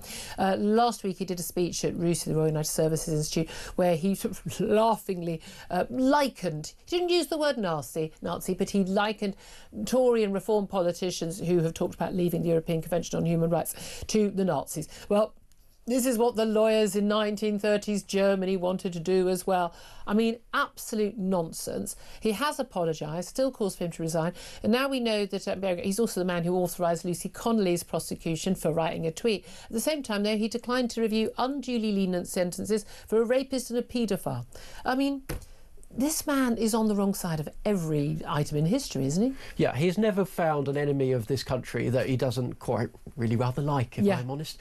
But going back to the ECHR point, he says, oh no, we mustn't leave the ECHR, we must reform it. Well, over the weekend it was reported that 8 countries in Europe have made an official application to... Nazis, the lot of them. To review and to reform the ECHR. Now, Lord Hermer, Keir Starmer's hand-picked Attorney General, says we should be reforming the ECHR because then we can do it. And that's how you deal with it. Yeah. He says we accept there are problems, but we reform it. Are we one of the 8 countries to have asked? Have we tried? Of course we're not. No. And I'll tell you for why. It's because the likes of Keir Starmer, the likes of Lord Hermer, like the outcomes we get in which prisoners can vote and we can't deport anyone, and how many other horrendous circumstances have we seen because of our human rights laws. Jerry Adams, one of Lord Hermer's old clients, getting compensation from the British government. They like it, and they like having something to blame in the ECHR, and they are never, ever, ever going to change a thing because they like not just the process, but the outcome outcomes. But it was like the people who say we need to reform, and David Cameron, we need to reform the EU. Oh, good luck with that. How did that work out? And they didn't. They should have given him some sop, and then we wouldn't have had the Brexit vote realistically. But that was another foolish mistake on part of the EU. Can I just bring you also just quickly back to the conversation we had with a resident doctor, we used to call them junior doctors, Basha Mukherjee, BMA, basically saying doctors are worse off than they were 10 years ago. That's why we need these big pay rises. They're asking for 29%. The strike ballot is ongoing right now. But actually, the Nuffield Trust healthcare think tank has basically said, no, actually, you're using it. There are different ways of measuring inflation, and actually doctors are better off. I'm very much of the view that we need to pay doctors enough to keep recruit and retain them. We need to train more doctors, stop importing them from abroad. We've got plenty of young, bright people who've got the grades at A level who want to be doctors, who we're literally not allowing to train to be doctors. Mad, it's insane. And again, it's a fault. Oh, it costs 250 grand to train a doctor. It's a false economy not to train our own people up who will stay here.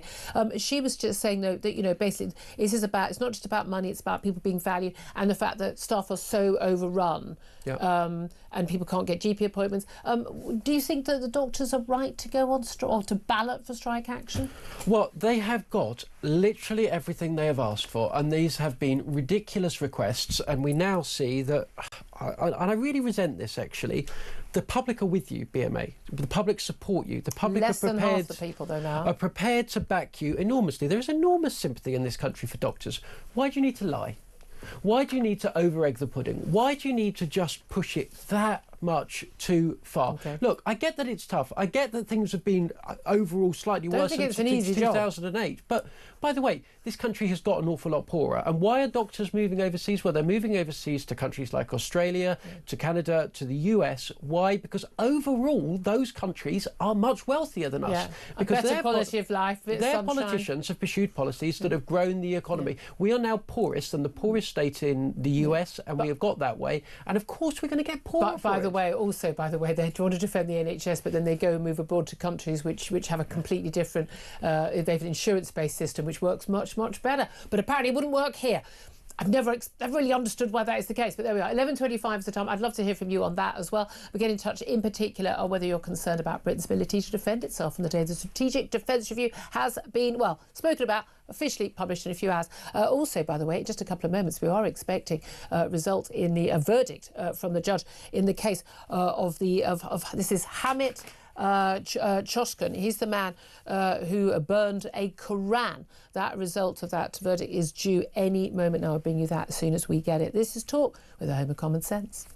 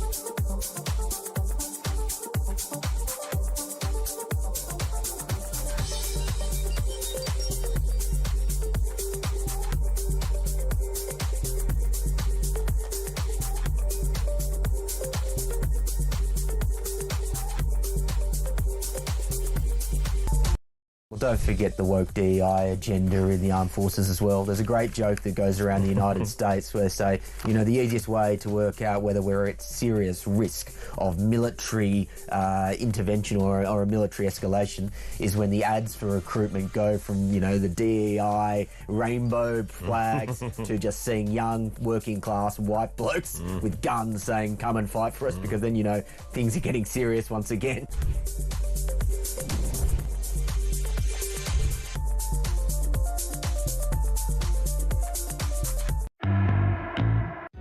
Across the UK, on DAB+, on your smart speaker, on your smart TV, and on your side.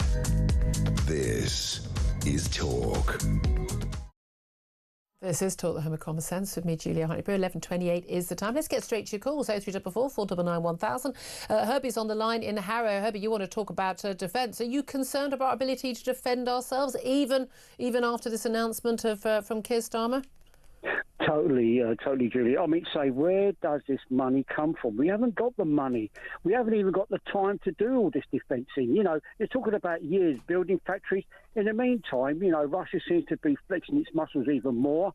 And, you know, when they're siding up with China and Iran and all this, you know, what chance do we have? We have got no hope. Well, wait a minute.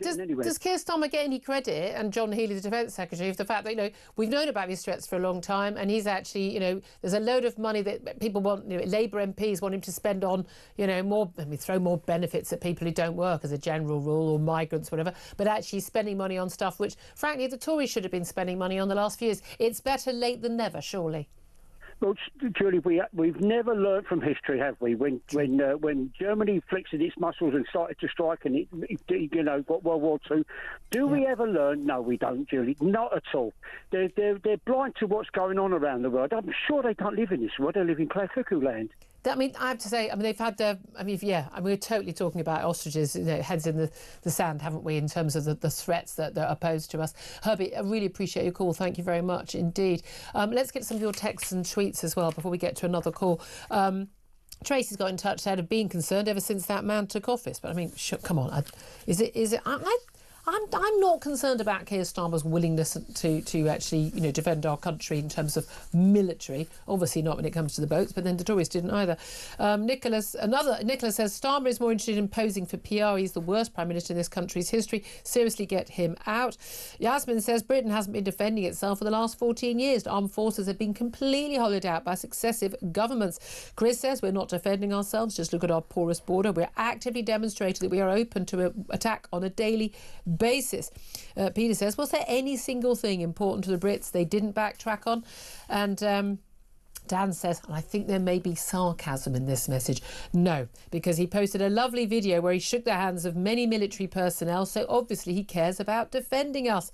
And Ian says, it will automatically hit 3%, this is 3% of GDP on defence, with higher wages and the cost of weapons rising with inflation. And Dal says, no country can go to war if it has no manufacturing base. We import so much of our food, engineering, energy. No matter how much you spend on defence, you can be cut off by your suppliers, and that's you done. Amen to that, Dal.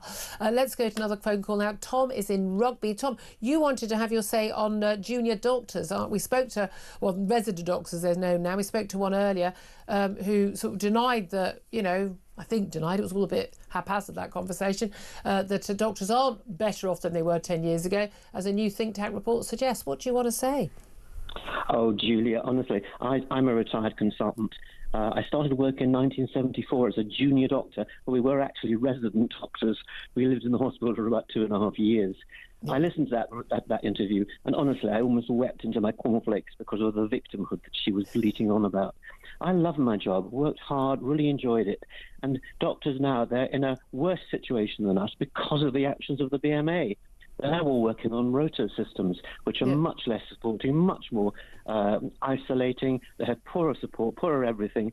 But really, they are actually very well remunerated compared with the tuppence that we got back when I started. Well, I mean, you retired as a consultant. Consultants have always done well. I mean, I know GPs had big pay rises under New Deals, under Labour, didn't they? But I certainly know, because my mum was a junior doctor when I was a kid. The hours, I mean, you know, beyond duty for sort of 4 days straight, and just literally trying to get a kip in a bunk, you know, over for a few hours overnight. It's a really, really hard job. Are you saying it's harder now?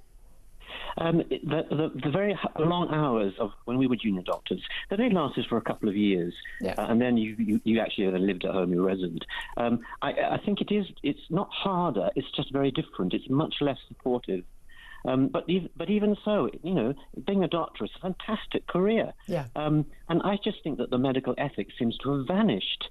This girl bleating on about, oh, how poor, how difficult it was, blah, blah, blah. I loved my job, and I loved caring for people. And if that's gone from the medical ethic, then it is a worry. And again, a lot of people working 3 days a week. I certainly remember my mum. She had to be dragged, literally kicking and screaming, out of her GP surgery. She wanted to carry on. I think, you know, she was doing more hours than most people work full-time, working part-time when she was retired. A lot of people feel that way. Tom, thank you very much. More doctors like Tom, please. 11:33 is the time. Up next, we're going to be talking to George Pascoe Watson about where we are politically, and we are expecting to get the result of a verdict of the case of Hamid Choskan. He's the man who was on trial for burning a Koran. Do we or do we not have blasphemy laws in this country? We'll find out soon. This is Talk.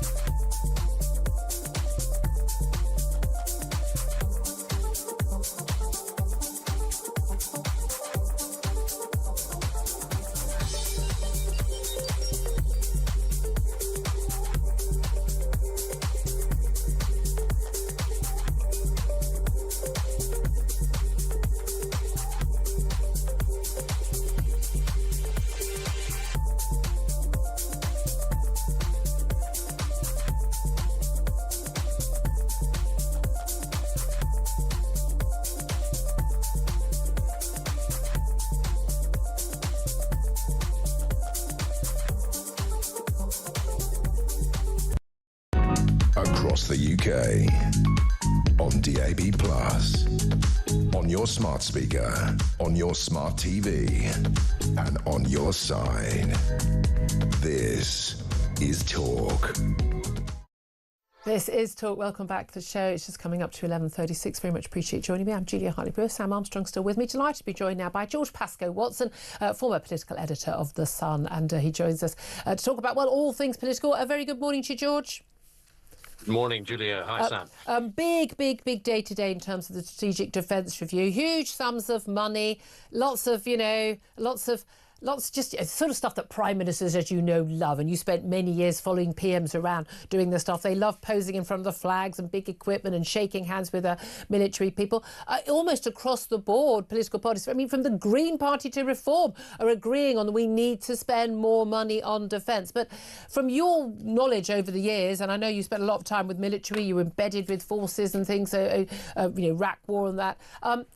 Is what he's announcing today, is that enough money? And are we actually going to have safe borders? I think the number one question is, can you ever spend enough money on defence? And in this country, in this world, I'm actually pleased and applaud Keir Starmer and John Healey for taking these steps. The second thing is, if you're in the defence industry in Britain, you are absolutely celebrating, because this is phenomenal news for sales and for Britain's position in the world, because when we sell military equipment around the world, we also have greater power. We know how that military system works, and that is critical, particularly in the new age of space age defense technology. So it's a very good thing on the face of it. Obviously, making sure that it's not just an ambition but an actual commitment is seriously important. 12 new submarines is huge news, and will employ many very skilled engineers up and down the country, particularly in Scotland. So you have to think about the Scottish politics there as well. The Labour Prime Minister looking after Scottish workers is very important in the battle with the SNP. Is it ever going to be enough? I don't think you can ever be complacent about defence. As we know, security is the number one priority of any government. So in a day that we could be watching a Prime Minister turning his head and looking away from defence, I'm pleased that he's doing it. It's the right thing to do. But one of the questions we haven't discussed in the media recently is the importance of increasing the number of men and women serving in the Well, indeed, force. And it was a question I put actually to Defence Minister Alistair Cairns about, the actual numbers we've got. We're down to 70,000. It's supposed to be 73, but even that doesn't touch the size of the forces we would actually need in the event of not just defending ourselves, but being able to put peacekeeping forces, if there ever came to it, in Ukraine, or defending the Baltic states or any other of our NATO allies. And there's a real danger of running away with the idea that technology replaces humans in military, and that's just not true. You speak to anybody in the military senior, and they make the point that if you take land, you have to hold land. There have to be logistical supports. There has to be everybody from the catering people to the science people, the health people, everybody. And it needs human beings, not just smart weapons. So that's a really big debate. And as a society, are we prepared for that? Do young men and women, are they interested in joining our services? It looks like the recruitment numbers are dwindling. And what are we doing? I'm not surprised, though. The adverts in recent years, and I've noticed they have changed in the last 6 months or so, but the adverts were all like, we need people with mental health problems. Come and be trans in the military. It's like, no, come and get a career, come and fight for your country, come and be proud of what you're doing every day. Those are the sort of young people we want. But we know the surveys showing, and the same for America, something like 40% only of youngsters in this country would be willing to fight for their country. That's damning. You have to ask why that is. Our young people are very, very intelligent people in today's world. They're weighing up their possibilities, weighing up their opportunities, and they're saying, what is the future? Also, don't forget that in my generation, certainly, I wouldn't class you in mine, Julia. I hate to tell you, you know perfectly well we're the same generation. But in my generation, I come from a family. My father served in the Royal Air Force. He was a Spitfire pilot. There are links in my generation to people who have been in the military, and those links have been dying for generations. And so it's not so much in the culture anymore. And so it's quite a job for any government, whether it's Labour, Conservative, whoever, to try and encourage the young people to think of a real career in the military. A career is one thing, but your country being under attack, I'm not talking about going off and fighting, someone would say foreign overseas wars, fighting the idea that people wouldn't think that they would fight to defend their own country, I think is absolutely terrifying. But again, if you tell people, particularly young people, their country's terrible, there's nothing worth standing up for, no values, then what a surprise. Let's talk also about protecting our other borders. Again, a question I put to Alistair Cairns, the Defence Minister, about are we confident we can actually protect our borders from an invasion fighting force when we can't protect it from young men without passports, let alone rifles, turning up on our shores on dinghies. We've now got a prediction of some 50,000 illegal migrants coming on boats alone, still coming through on lorries as well, by the way. Other people, huge number of people, tens of thousands, overstaying visas and then claiming asylum, having arrived here legally. But this comes after 1,194 people crossed on Saturday alone as the French police stood around with their video cameras and their gauloises. Can we protect our borders?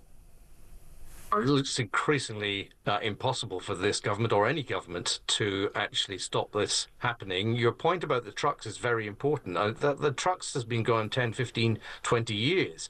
And because they weren't very visible to the media, that carried on in the background and hasn't really caused anybody so much political aggro. The boats are visible. That Saturday, of course, was still in May. We're now into June. We've got the whole of July, August and September to come with great weather. We see a heat wave coming to Britain, apparently, the weather bend says. Oh, yay, really?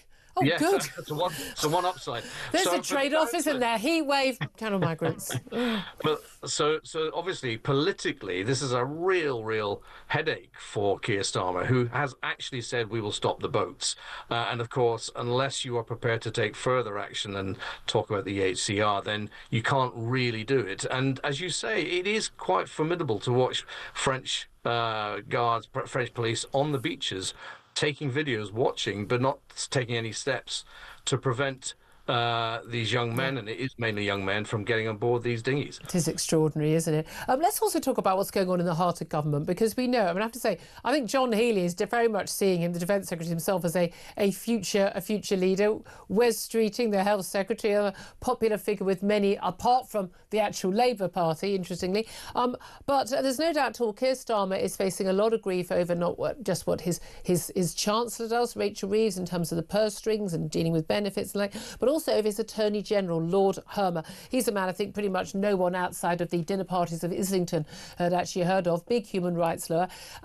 It turns out, in a speech to RUSI last week, the Royal United Service Institute thought it was a good idea to basically compare people who wanted us to leave the European Convention on Human Rights, say Reform and Tory politicians, to Nazis, comparing them to lawyers on behalf of basically, Hitler in the 1930s wanting to leave sort of rule-based law. He also authorised Lucy Connolly's prosecution for a tweet, and that 31-month sentence she's still serving. At the same time, he declined to review, as Lord Attorney General, unduly lenient sentences for a rapist and a paedophile. Does he have to go? There's increasing pressure on Keir Starmer to deal with his Attorney General, and I think probably for the political reason that he's going to attract more and more negative headlines. That's the difficulty for a Prime Minister. It may not be that the person is bad at their job or has transgressed in some way, that they become a political difficulty. When you have an Attorney General whose guilt is on foot-in-mouth disease, which is becoming the problem, then they become quite difficult to manage. And you need to support that person, because our former colleagues, the political journalists, on a daily basis are asking the Prime Minister's official spokesperson, does the Prime Minister have faith in the Attorney General? Yeah. The answer has to be yes. It can't be anything other than yes. And as long as that goes on and Labour MPs are beginning to ask questions about his political ability, then it's a challenge. The point here is that Lord Hermer is a lawyer, a very distinguished lawyer. The fact is, all lawyers have to take on cases which they wouldn't necessarily support in private life. But here is a man who has actually expressed his political views during his career. Yeah. And it seems like there's a perception that he is playing politics with the law. Now, I'm not saying that, but certainly colleagues of his own law. Lord Glassman has said that, a Labour MP, a Labour peer. So it's an impression thing, and in politics, as we know, perception is 9/10 of the law. And it gets in the way of doing the job. I mean, not only is he, Keir Starmer's big mate, I mean, he's part of the key advice over the Chagos Island surrender.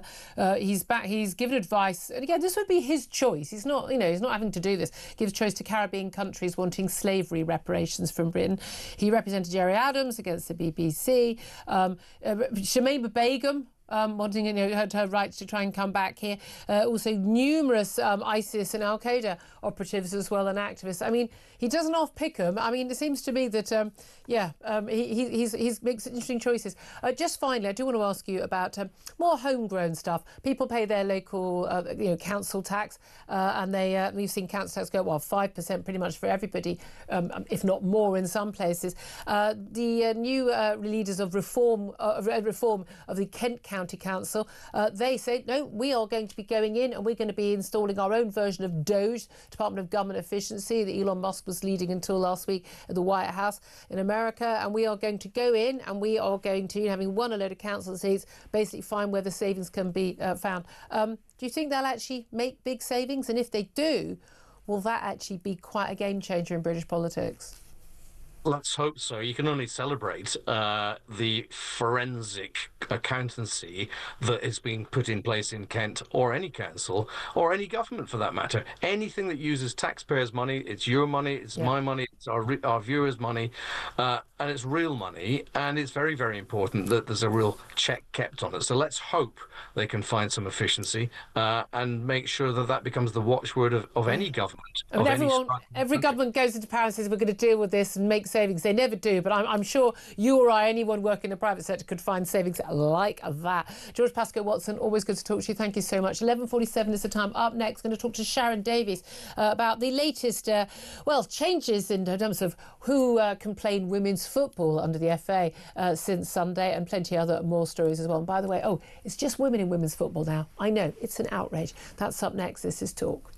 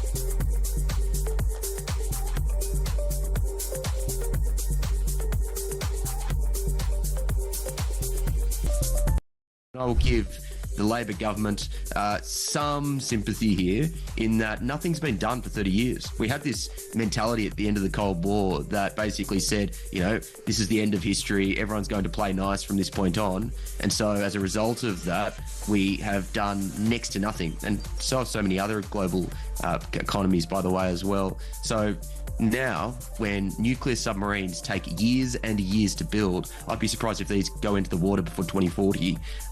It feels like too little, too late to me. Across the UK, on DAB+, on your smart speaker, on your smart TV, and on your side. This is Talk. This is Talk, the Home of Common Sense with me, Julia Hartley-Brewer. My next guest is someone who's always talked common sense. Oh, yeah, now the Supreme Court agrees with her. That's good, eh? Sharon Davies, Olympic medalist swimmer, author of the brilliant book Unfair Play, The Battle for Women's Sport. A very, very good morning to you. Good morning, Julia. It's we're getting there, aren't we? Slowly. It's just like pulling teeth. It really is. It should just be sorted so quickly and so easily by just saying women's sport is for biological women. You fascist! You fascist, how dare you say something so awful. Elizabeth, I have to correct some of the copyrights in. I get headlines all the time like, trans women banned from women's sport. No, men are banned from women's sport. Men can play in men's sport. Now, this is the Football Association in England, and they instigated a rule that you had to be a biological woman to be a woman to play in women's football at pretty much all levels, really. And it came into force from Sunday. this is a great thing. We're all in favour of this. Scottish FA announced they're banning trans women, again, trans-identifying men. Let's call it what it is. But, I mean, it's amazing. The BBC did a report on this. Their first report, picture of a young man who claims he's transitioned. I don't know what that means, 4 years ago, and who's helped his team to win one of the tournaments. You think, well, of course you have. It's because you've got a bloke playing on your team. But the focus, of course, was on the male players who apparently now can't play, even though, of course, they could go and play with the other men, rather than on the women whose safety and whose rights to a fair match have been protected. Yeah, and this is what I find so upsetting constantly, is that we are talking about women's sport, and yet we're highlighting and centering men in women's sport all the time. You know, and the BBC are supposed to be impartial, and yet they will constantly do the sob story. They're not talking to the women that have had serious knee injuries, that have been, you know, come off the football pitch with covered in bruises, that are losing their place on the team. So, you know me, I love to talk facts. There are 4,000 football clubs here in the UK. Only 10% of those have a women's team. There are 92 professional men's clubs. There are 12 women's clubs. So there are plenty of places for men that are non-conforming men, but are men, to play with other men. And there are also mixed teams that they can play on as well if they choose, where everyone consents to the fact that, you know, as a woman, if you're on that team, you're going to be at a disadvantage, but you've decided to do that. So what we're saying is that women's sport should be for women. 4% of the sponsorship dollar across the world goes to women. 51% of the world is women. We get a tiny slice of the sports. Can we just keep the tiny bit we've got for us? Exactly. Can we please just keep this tiny little bit that we've been working so hard on to try and grow and develop and get girls involved in sport? Can we just keep this for us?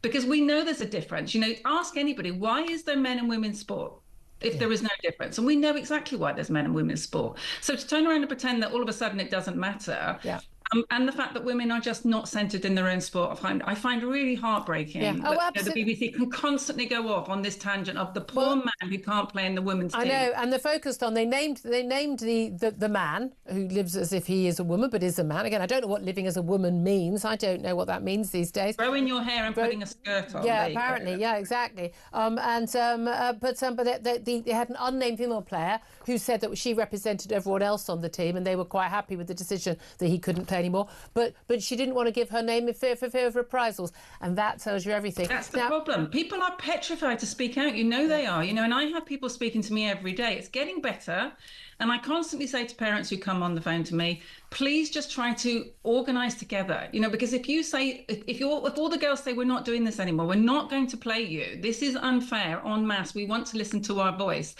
they're not going to be able to do it. Exactly, and we've had that in various sports where that has happened, haven't it? Can I do it? Because there are a few other things I want to talk about. It's very obvious in some sports why men would be a risk to women. A lot of people weren't aware of that in football. And again, you have to see the injuries. How many 50% girls? 50% harder men kick than women. Exactly, it's rather obvious. And they jump. You know, a lot of the trans-identifying men were playing in goals. Of course, we're being bigger with bigger hands. Explosives made a huge difference, right? Imagine. Well, we know the obvious difference though is when boxing, and the obscenity at the last Olympics of watching two men punching women in the face. One woman literally going, I'm putting my gloves up. It's not worth the risk. My chances of being permanently hurt. Imain Khalif was the Algerian boxer who won a gold medal. But the sex test results from the 2023 World Championships have finally been published for the first time, indicating, oh, what a surprise, as you can just see from looking at him, that he is biologically male. Now, a lot of the controversy of this was that, well, he wasn't trans,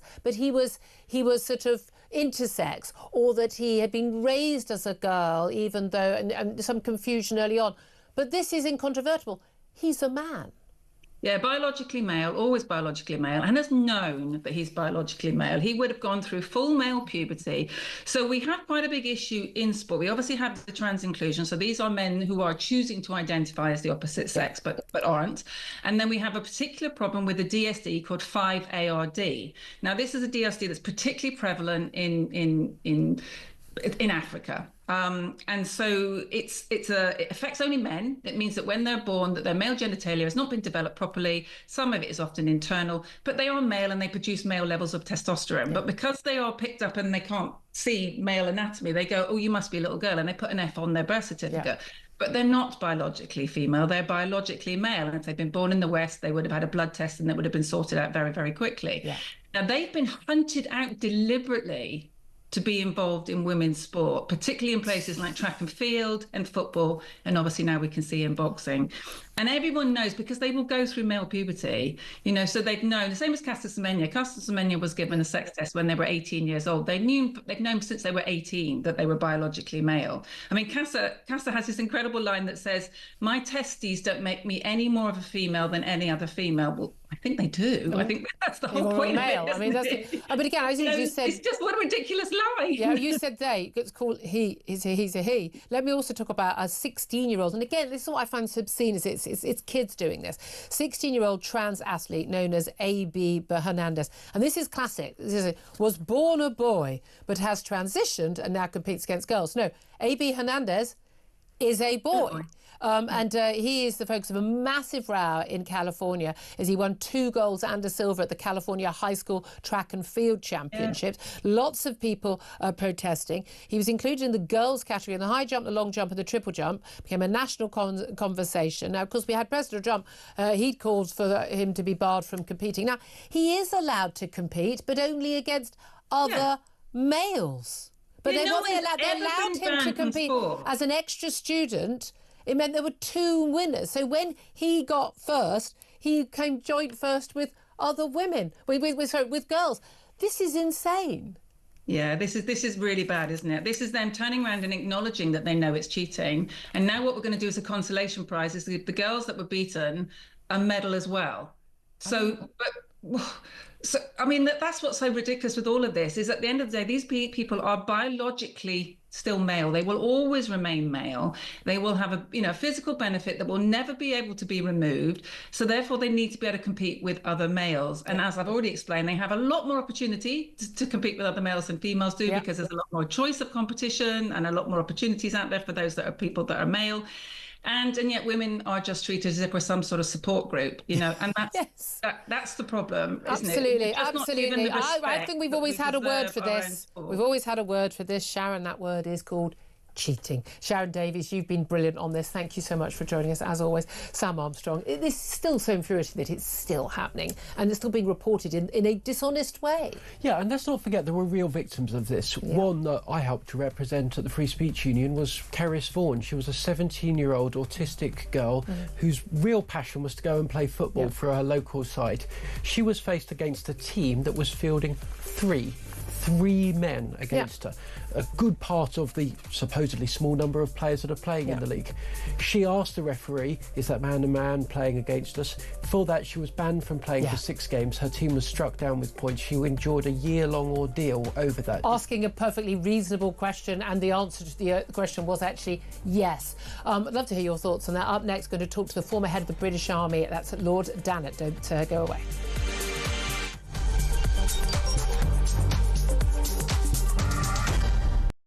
Good evening and welcome to Plank of the Week.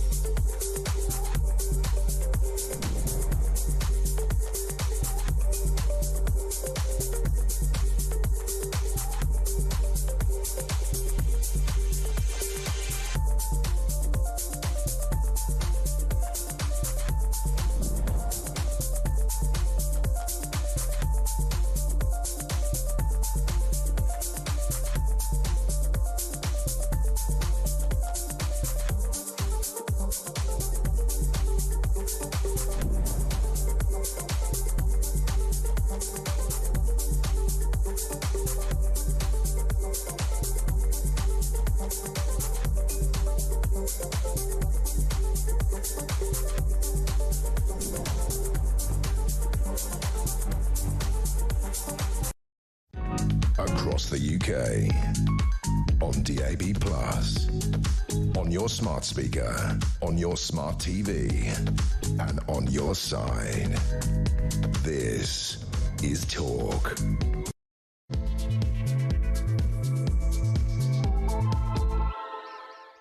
A very good afternoon to you. Welcome to the show. Well, welcome back to the show. This is Talk, the home of common sense. And whether you're listening on DAB+ radio or on your smart speaker, watching on YouTube or on your connected device, thank you so much for joining me. Also still with me is commentator Sam Armstrong.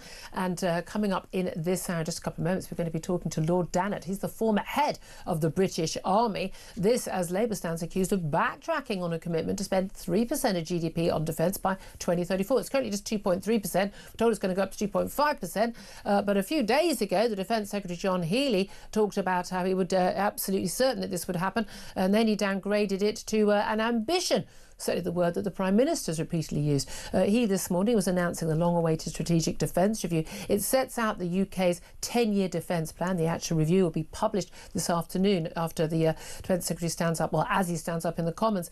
But Keir Starmer set out Britain's aim to build up to 12 nuclear-powered attack submarines, pledged £15 billion in the UK's nuclear warhead programme, and to construct at least 6 new arms plants. But is that going to be enough? And how can we defend our country? Well, we can't even defend our borders. Britain is on course to have up to 50,000 migrant crossings arrive in this country this year.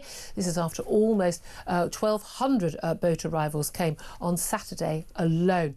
Plus, we're going to be talking about the government's disposable vape ban, which came into effect yesterday. Could it backfire and lead people to return to smoking? We'll talk about that with Chris Snowden from the Institute of Economic Affairs. Right now, let's go straight to my first guest this hour, former head of the British Army, Lord Dannatt, who joins us to talk about the Strategic Defence Review. A very good afternoon to you, sir. Hello, Julia. Good afternoon to you and your viewers. Thank you so much indeed for joining us. Well, you've heard a lot of the detail. To be honest, a lot of it was dribbled out in the media before we actually had the Prime Minister standing up today in Glasgow announcing some more of the details, more this afternoon. No doubt there'll be quite a lot in the small print, but in terms of what the government has laid out, I just went through some of it. Is it enough to be able to defend our country? Well, there are 62 recommendations in this Strategic Defence Review, and I think the premise of the policy aspects of it are pretty good. But success or failure is going to be completely determined by whether it can be funded.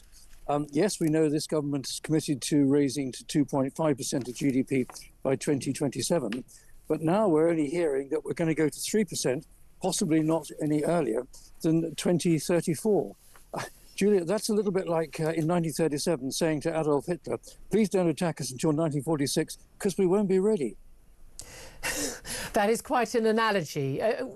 Do you believe that the threat to us, to our NATO allies, that we are legally bound to protect, is so great as the threat that was posed in the 1930s to Europe? Well, the big difference between now and then is that we are a member state of NATO, and we're all bound by Article 5, which, as we all know, is an attack on one member, is an attack on all. So let's just put this in the context of where we are today. We have an aggressive neighbour, Vladimir Putin's Russia, and he's fighting that very bloody war, and the Ukrainians are doing fantastically. But let's just think that if there is a ceasefire in Ukraine, say in a few months' time, by most people's calculation, the Russians, about 2 years after that, will have replenished and refurbished their armed forces. But if they wanted to test the strength of Article 5, they'd be in a position to make a probing attack, say, on one of the Baltic states. And that would really test whether United Kingdom, United States, other European countries are willing to stand together against further aggression from Russia. So we have to take this threat seriously. We have to take the recommendations of this defence review seriously.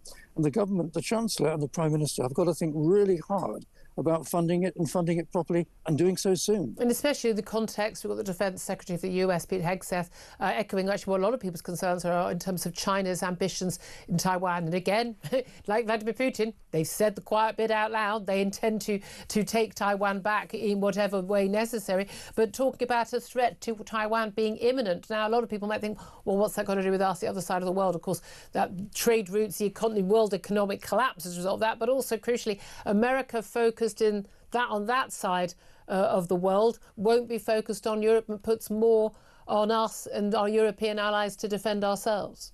Well, Julia, that's exactly the point. And I think Pete Hegseth was very clear at the summit in the Far East quite recently, that the Indo-Pacific area and the rising threat from China is the United States' primary focus. Now, the big thing for us here in Europe is two things. One is to make sure that we step up our spending and our defence capability so that we can properly look after ourselves in Europe. And secondly, we've got to make sure that we keep the United States bound into NATO, bound in to that Article 5 commitment in some shape or form. If the Americans are going to do less, and they will do less in Europe, then we Europeans have got to do more. That's the top line and the bottom line. And this defence review spells it out very clearly.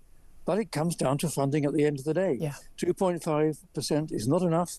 3% by 2034 is not enough. We've got to have 3% by the end of this Parliament, 2029, and probably a debate about going to 3.5% by 2034. Those are the figures that the NATO summit is going to demand in a week or two's time. I mean, exactly. We've got a lot of big defence events coming up in the next few weeks and months. Certainly states that have a border with Russia are now looking at 5% of spending. So polls, the Baltic states are spending more. They're very much going up to that. Can I ask you, though, in terms of Vladimir Putin wanting to sort of make a foray into the Baltic states, because he shares a border with the Baltic states, but why would he? A lot of people be saying, but why would he? Why we got this threat in Ukraine, but why would he want to try and take the Baltic states when he would know that they are protected by that NATO umbrella?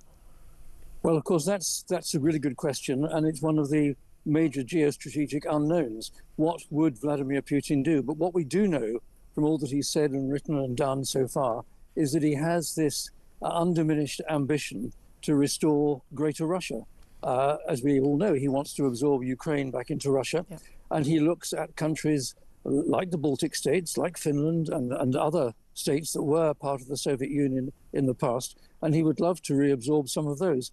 But most particularly, I think, by probing at NATO, he'll be probing the strength of Article 5, because I think he would love nothing else more than to see the cohesion of the West and the cohesion of NATO that defeated the Soviet Union and the Warsaw Pact in 1989-90, to see that melt away. And then he would feel that he really can exert the influence that he wants to grow Russia's significance and Russia's power. I remember so much the reporting around and comments by politicians about the efforts they made against Vladimir Putin after he invaded Ukraine, and the economic sanctions and the unity that was shown eventually on that issue. And then more patting themselves on the back saying, Vladimir Putin didn't expect us to unite and defend Ukraine. And I always thought that was not a success, that was a failure. If Vladimir Putin had really believed that the West would ally themselves strongly to Ukraine, he probably wouldn't have invaded in the first place. How do we convince Vladimir Putin, or indeed Xi Jinping of China, that the West is united and not just able to fight and defend our allies, but willing as well? Because there are some big question marks about the willingness of some leaders, but also the willingness of even our own fellow countrymen and women to defend our own country, let alone an ally. Well, you've raised some big issues there, but on that last point, our government has got to be absolutely clear that there are threats to our security, and they have got to make sufficient funds and capability available to deter further aggression. And here's the critical bit: they've got to speak with one united voice to the people of this country and say, we've got to get serious about our own security, not just the threat from Russia, which is manifest and in many ways is ongoing even now, particularly with cyber attacks and other such deniable events, but also just trying to protect our own borders from the huge number of migrants that are coming across the channel. I mean, there are many threats to our security, and our government's got to speak with one strong voice to persuade the people of this country that the government is serious, they're taking a lead, they're going to provide properly for our security so that we can get on and live our lives peacefully, and actually then do things like grow the economy and all the other things the government wants to do, and spend more on other priorities. But first and foremost, we've got to get our security. We've got to be strong at home and strong abroad, as the government keeps saying, but they've got to mean it and they've got to say it. And you mentioned the economy a number of times. This is about the Treasury purse strings. Every Defence Secretary has left office and gone, I wanted to spend a lot more, I want to do. Every ex-Chief of Staff has done an interview saying they wanted to spend more, they couldn't get that funding. Is the problem in the Treasury, you can't get the money? And is that bean counters or politicians who simply don't accept the reality of the threat? I think it's the issue of priorities. The Prime Minister, I think, is increasingly clear that the defence of this country and our security is a high priority. But within the Treasury, there are so many other pressures, whether it's to do with the National Health Service, whether it's to do with care, whether it's to do with schools, other aspects of national infrastructure, that they just can't bring themselves to say, yes, OK, these things are important, but what is the most important is to spend more on our defence. Yeah. That's what's got to go home. That penny has got to drop.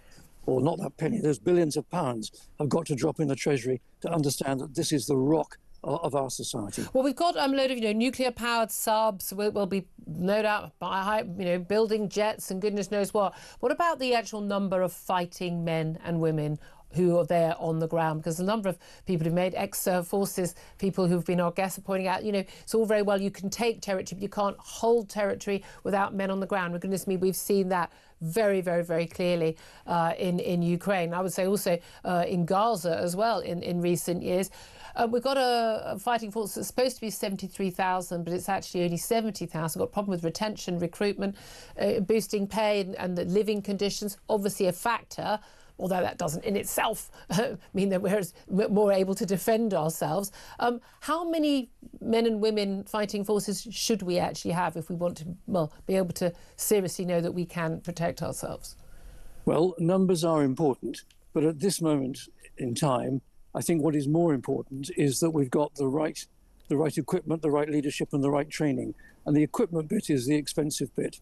Once we're properly equipping the 75,000 or so, which is the figure that the current government, roughly that figure, wants to get the army back to.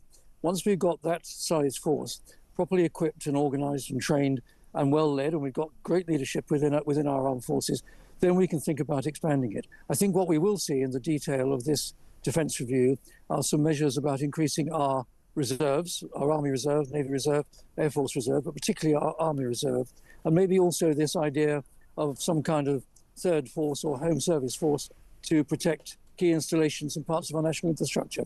I think that's all good, but the most important thing is to sort out the equipment to make sure that the soldiers, sailors, airmen and Marines we've got are properly equipped to do the job we're currently asking of them. Yeah, goodness, I remember covering as political editor in the Iraq War and Afghanistan War, and so much the conversation was about the lack of even decent flak jackets for our serving men and women.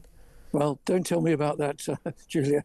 I was the army chief during both those campaigns, and my head got very sore banging it against the brick wall of number 10 and number 11. This is basic stuff. We do seem to struggle in this country, or is this what happens everywhere with procurement, with getting the right stuff at the right price, at the price we'd originally negotiated, to the right quality and getting it quickly? An awful lot of money is going to be spent on, nuclear-powered submarines, this and that.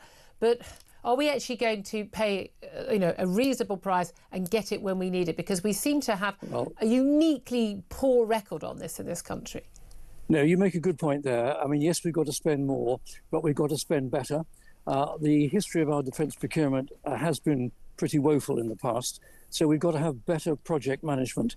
We've got to make sure that when we've stated a requirement, we've let it out to industry, that the conduct of delivering on that contract is well policed and is well done to time and to cost. And that requires some discipline from the user, not to change the requirement halfway through a contract. Because when we do that, that brings in more costs and it brings in delay. So discipline is required on both sides.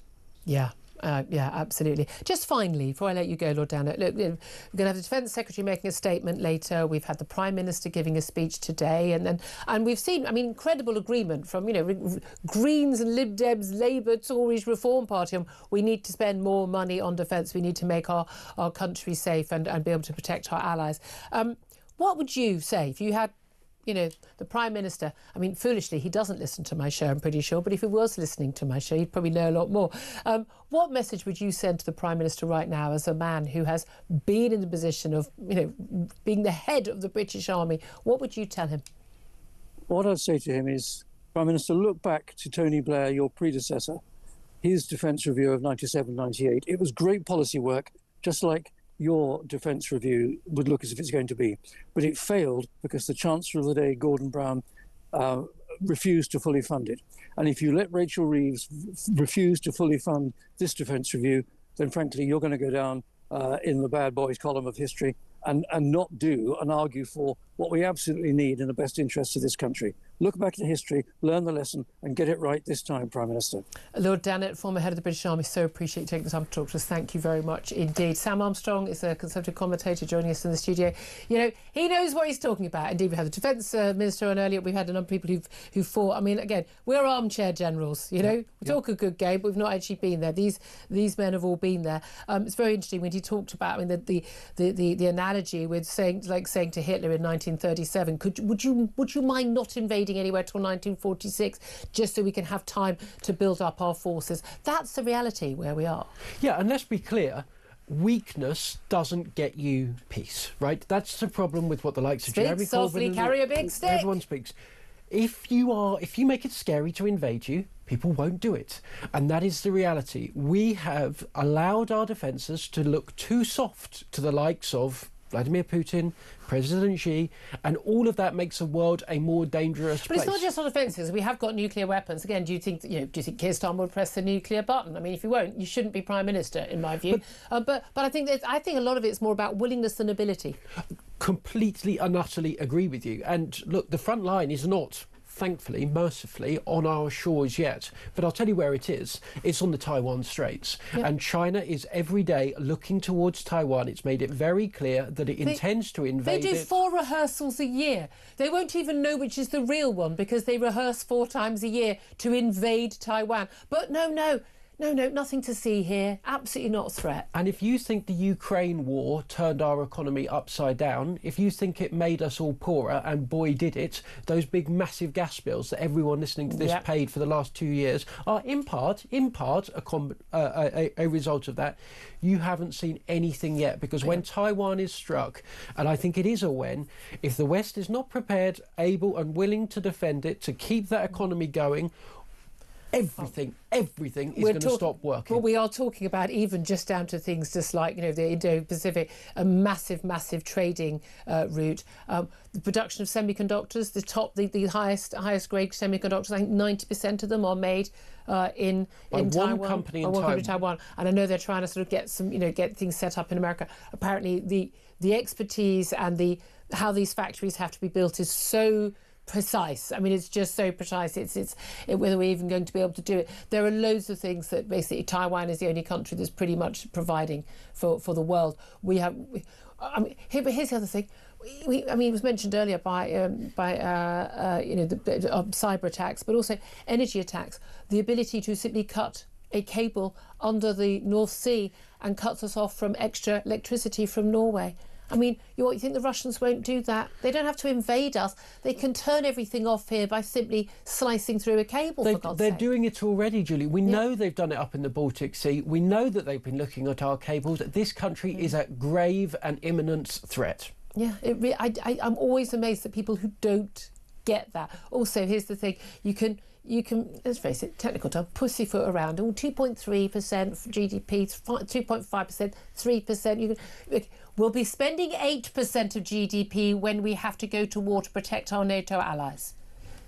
It's going to cost, but it's going to cost more then because we're going to have to work really quickly. It is cheaper for us to do it all now. Than it is to do it. Try and do it in a few years' time. Given how much we've destroyed our own country's capacity to produce anything, that includes food, that includes steel, that includes basic goods, we are so reliant on the energy. If you think that we are going to be able to run the kind of economy, to live the kind of lives that we do when that kind of war is happening, you have got another thing coming. This country is so dependent. There'll be rationing and everything back in if it happens. Happy Monday, everybody. I'm glad you're tuned in now, aren't you?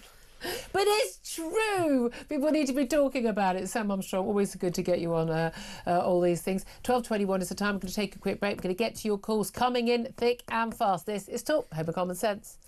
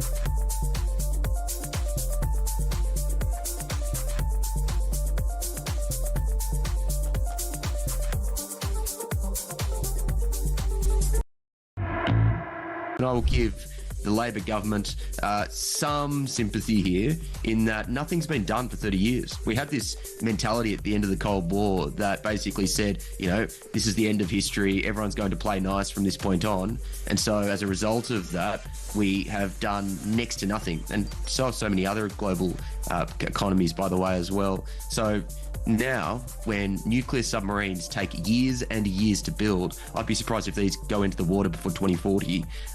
You know, it feels like too little too late to me. Across the UK, on DAB+, on your smart speaker, on your smart TV, and on your side.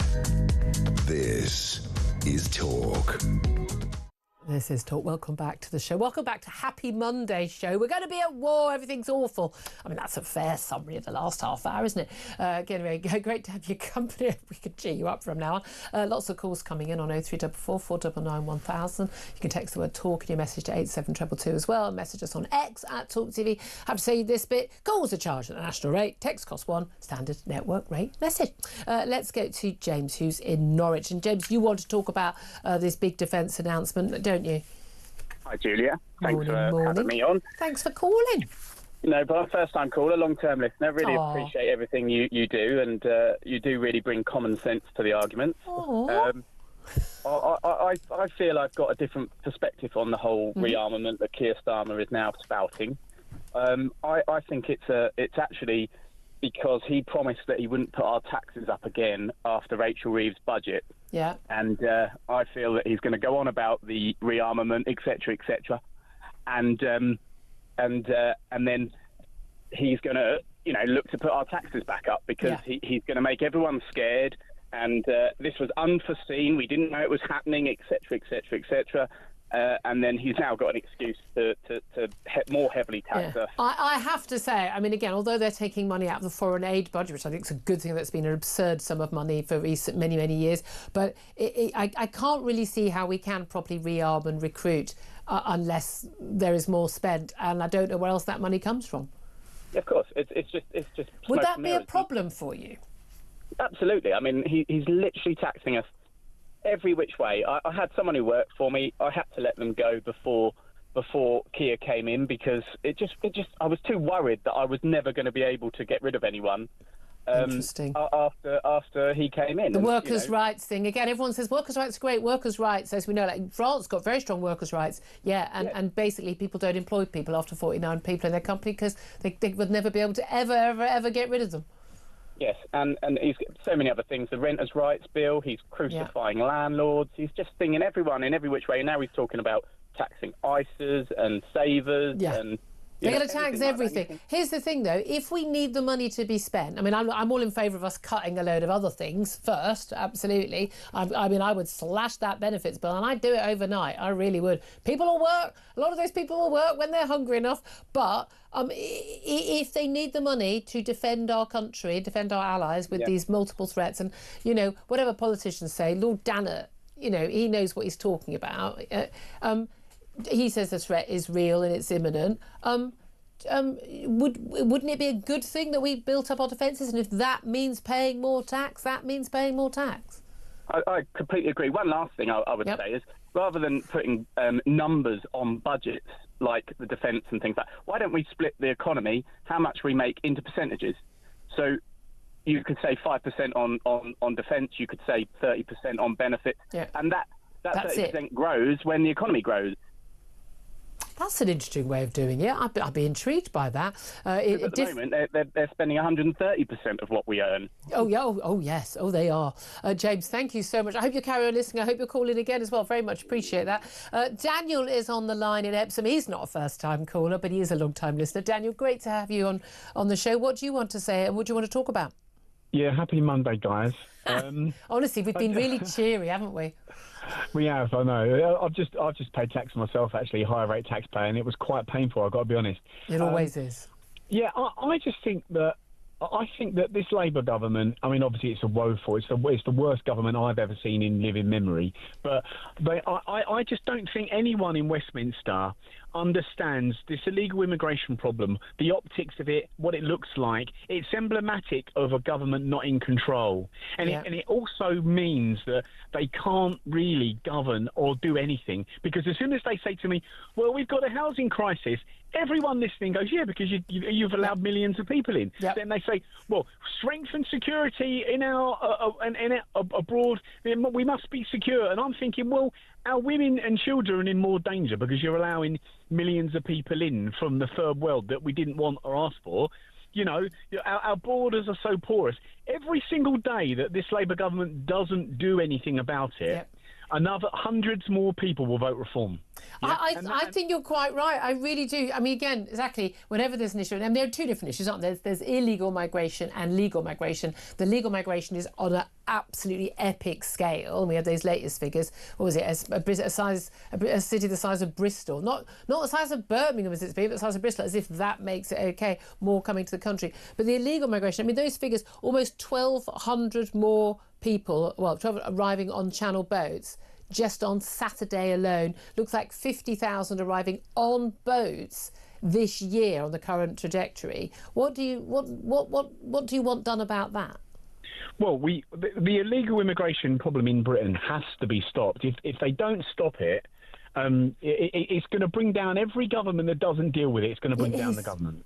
Right, and they don't seem to understand it. I'll tell you what will happen. The next terrorist incident or the next lone wolf attack from someone who wasn't supposed to be here that came across on the boat, the ensuing public unrest and riots that take place will... I mean, bearing in mind, everyone listening, Parliament and Whitehall are our buildings, OK? They belong to us. They're ours.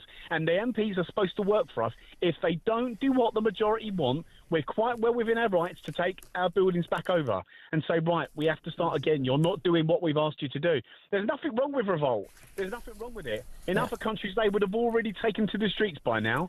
And, well, in France, they absolutely do, don't they? Daniel, I really appreciate that call. Thank you very much. Just got some breaking news for you.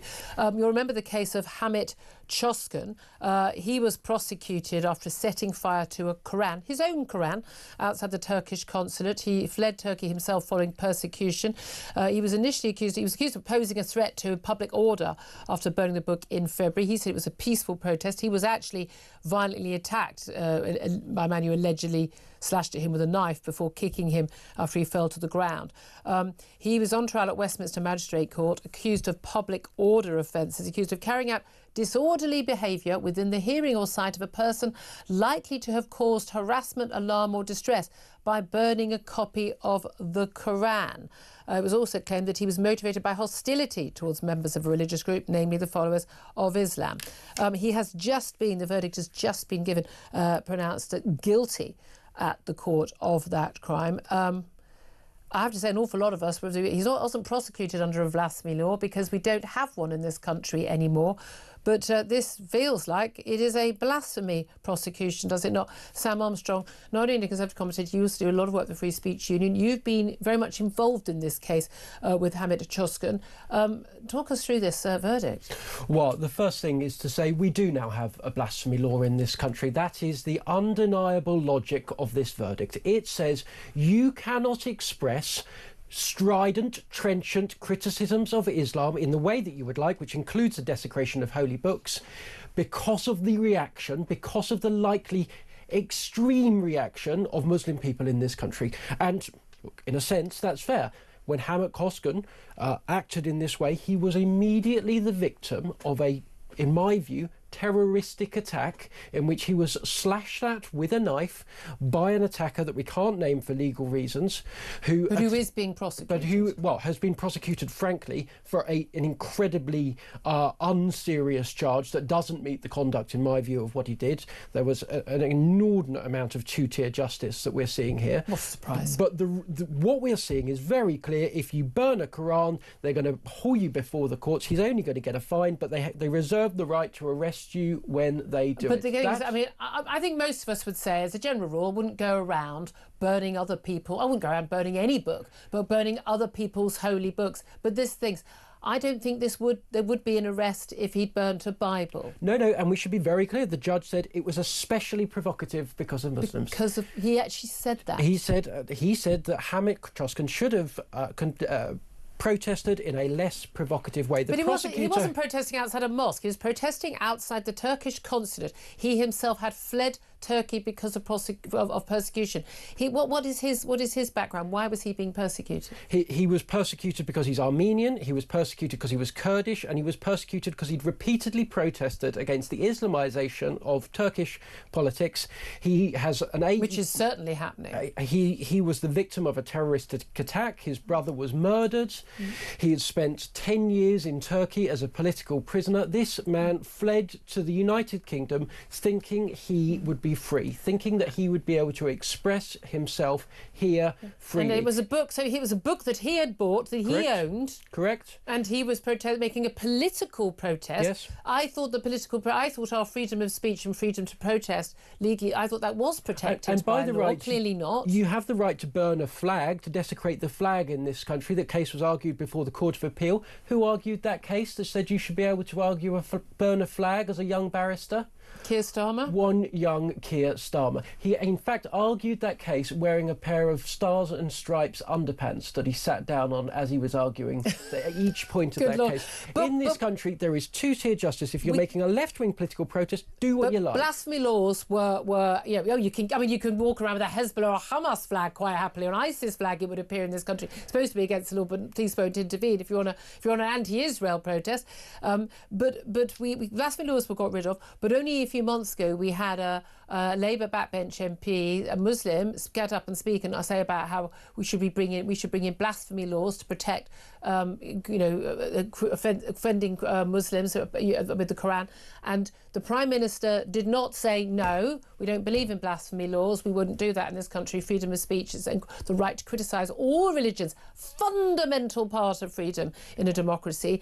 He kind of nodded along, didn't he? That was a very worrying moment. And I know why, and you know why, and everyone listening along to this knows why, and everybody knows why Hamid Choskan was prosecuted, as are a number of other cases before the courts, which is in July last year, Keir Starmer saw a great result everywhere except in inner cities where Labour had a strong track record, where they lost 5 seats to quote-unquote pro-Gaza independence.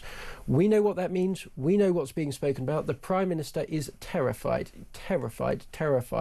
of aggravating a small chunk of people in this country who are not Muslim, who are not peace-loving people, but believe in Islamist politics, who believe in imposing a political view based upon their religion. This Prime Minister is terrified of upsetting them because he knows he could lose more seats at the next election. He knows he might need them, given how many votes he's losing left, right and centre to reform. And as a result, he is attempting to impose a de facto blasphemy law, the type of which we have never known in this country. I'd love your response to this. 0344 499 1000. We'll get the response actually. Ben Habib, he's the former deputy leader of Reform UK. We're talking to him about immigration and plenty more besides, but I'm sure he'll want to have his say on this as well. This is Talk. We're the home of common sense.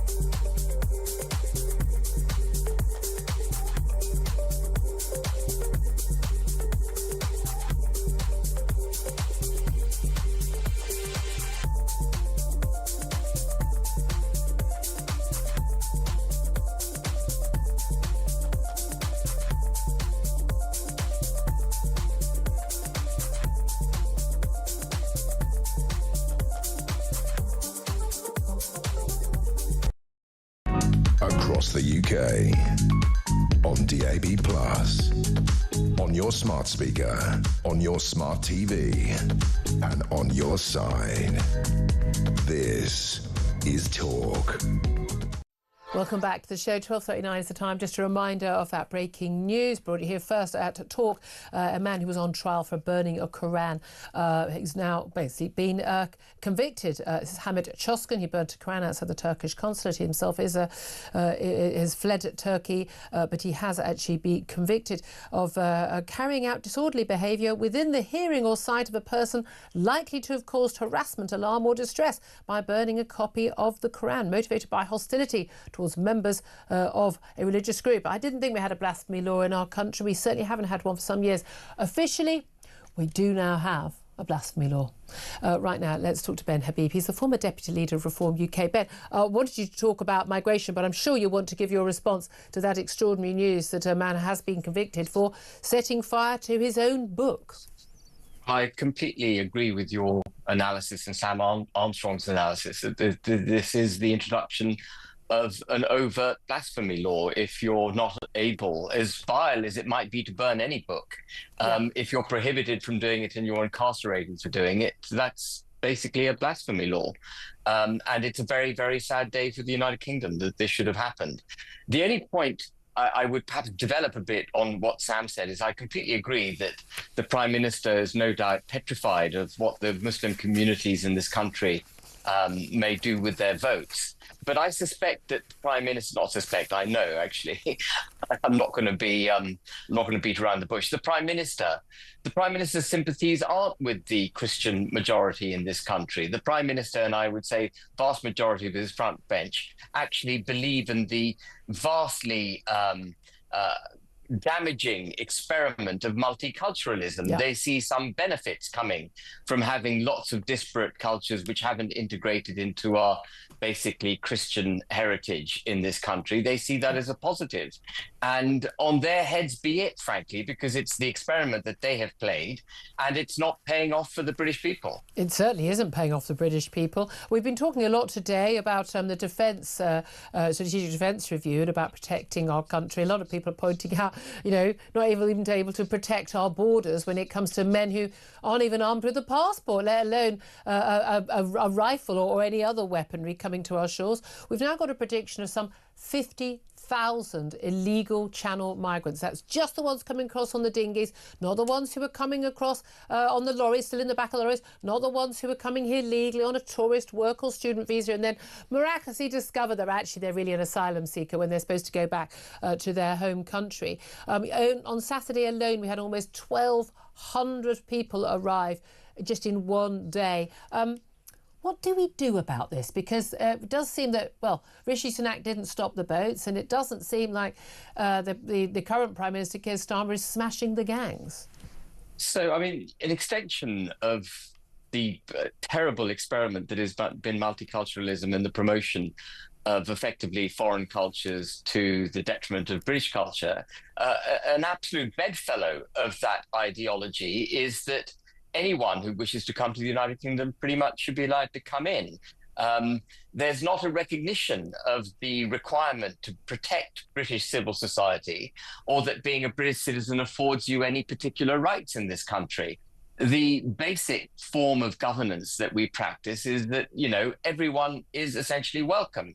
And in the pursuit of this welcoming approach that we have, we've taken down our borders in every sense, both legally as well as those seeking to enter the country illegally. There's no control exercised on it because it suits the Prime Minister and so many of his colleagues and predecessors' effective ideology. And it does seem absolutely, if not ironic, at least paradoxical, perhaps the Prime Minister could explain, that he has any eye on the defence of the country when he's not prepared to enforce our borders. Why waste money on the military if you can simply cross the channel unarmed? This is the interesting thing, and again we have the concerns about these recent claims that Iranians were smuggled into the country to carry out terror attacks on these boats. There's no doubt at all. We've had numerous reports from our security agencies saying this is an issue. What's interesting today, though, is a leading French MP. This is Eleanor Carrois. She's a member of Macron's Renaissance Party in the French National Assembly. She has blamed Britain's decision to quit the EU for the surge in migrants crossing the Channel in small boats. Of course she has. She said the numbers have been increasing since Brexit, which meant that Britain no longer had a returns agreement with the EU and a very weak asylum policy. She said, we represent an El Dorado for migrants because of our attractive benefits and asylum system. Ain't that the truth? She's right about one thing. But she basically said, look, we provide the demand for them and they know they're not going to be returned because of Brexit. Is that a fair argument? No, it's absolute garbage. The reason we've got a problem in this country is, in significant part, I would say, because of the EU, because of the Schengen zone, because there are no borders in Europe. We've talked about how our country is now governed without borders. It's actually formally the case in the European Union that there are no borders if you're a member of the Schengen zone. So once you arrive in Italy or the Balkans or Greece, you can make your way across Europe without any impediment, without anyone challenging you, get to the beaches of Calais, and then you get the insipid British response at the border of our territorial waters. I wouldn't say insipid. You get a cup of tea and a Kit Kat and a warm blanket, then you get free dental care, a home. Absolutely. And it's a complete collapse in political will across Western civilization to protect our civil society. It's a complete collapse, and it affects Europe as much as it affects the United Kingdom. Although it's interesting, some actions have been taken in Europe now, which obviously, if they were being done here, Keir Starmer would totally disapprove of. Just so you know, Chris Philp, the Shadow Home Secretary for the Conservatives, he's challenging the government today to halt the fishing deal we've got, which is basically handing over our fishing rights for another 12 years. It's mind-blowingly, no one can understand why, until France makes good on its pledge to stop the small boats at sea rather than paying their police officers to video it and smoke their gauloises on the beach while the people smugglers make their fortunes. It's understood, actually, interesting, that Stephen Wolfe has put together some figures and suggests that actually we're looking at £1 billion being earned by the migrant smugglers since 2018, making so much money on these boat crossings. But actually, we should be talking a little bit tough. We're giving what, £500 million a year to the French to stop people getting in the boats. They're not stopping people getting in the boats. You don't get rights to our fishing waters. Would you agree with that? I mean, as the illegal crossings have multiplied, we've given France more and more money. Actually, what we've in effect created is a positive loop between the more people they send us and the more money we give them. They recognise, therefore, that they've got to keep this trade going in order to get our money. We've the complete moral hazard in our approach with dealing with the French. What we need to be is tough with the French and, absolutely remove their fishing licenses. Of course, that would be the end of the trade and cooperation agreement that we've entered into with the EU, and I would be delighted by that. But actually, fundamentally, Julia, it comes back to simply enforcing our borders.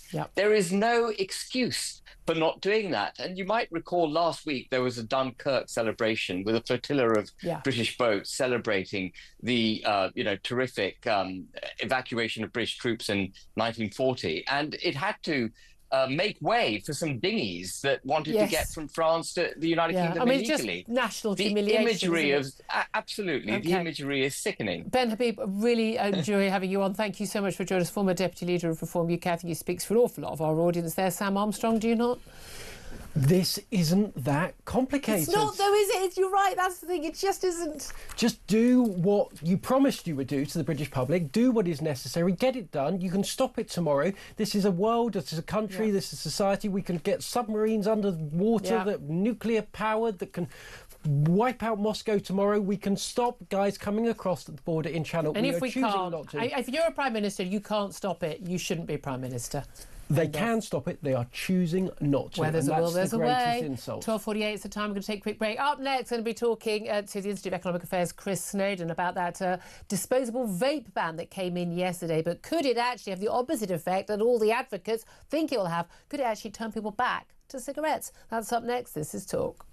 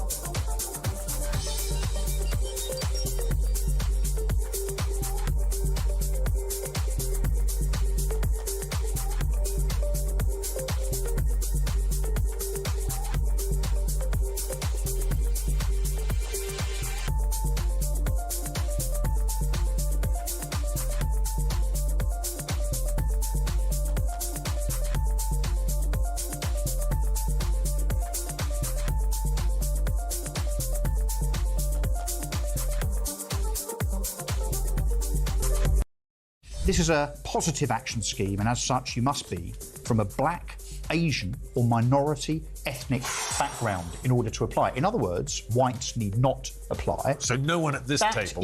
That is racist. Correct. Is it not? Yeah. Yeah, that's racist. The Equalities Commission would love to see that, I'm sure. So they're not Baptist planks, but they've broken the law. But this has been going on for a while, hasn't it? Especially the BBC. West Yorkshire Police have done it. The BBC are particularly bad at this. They've done it in other areas as well. And I don't understand how they could get away with it.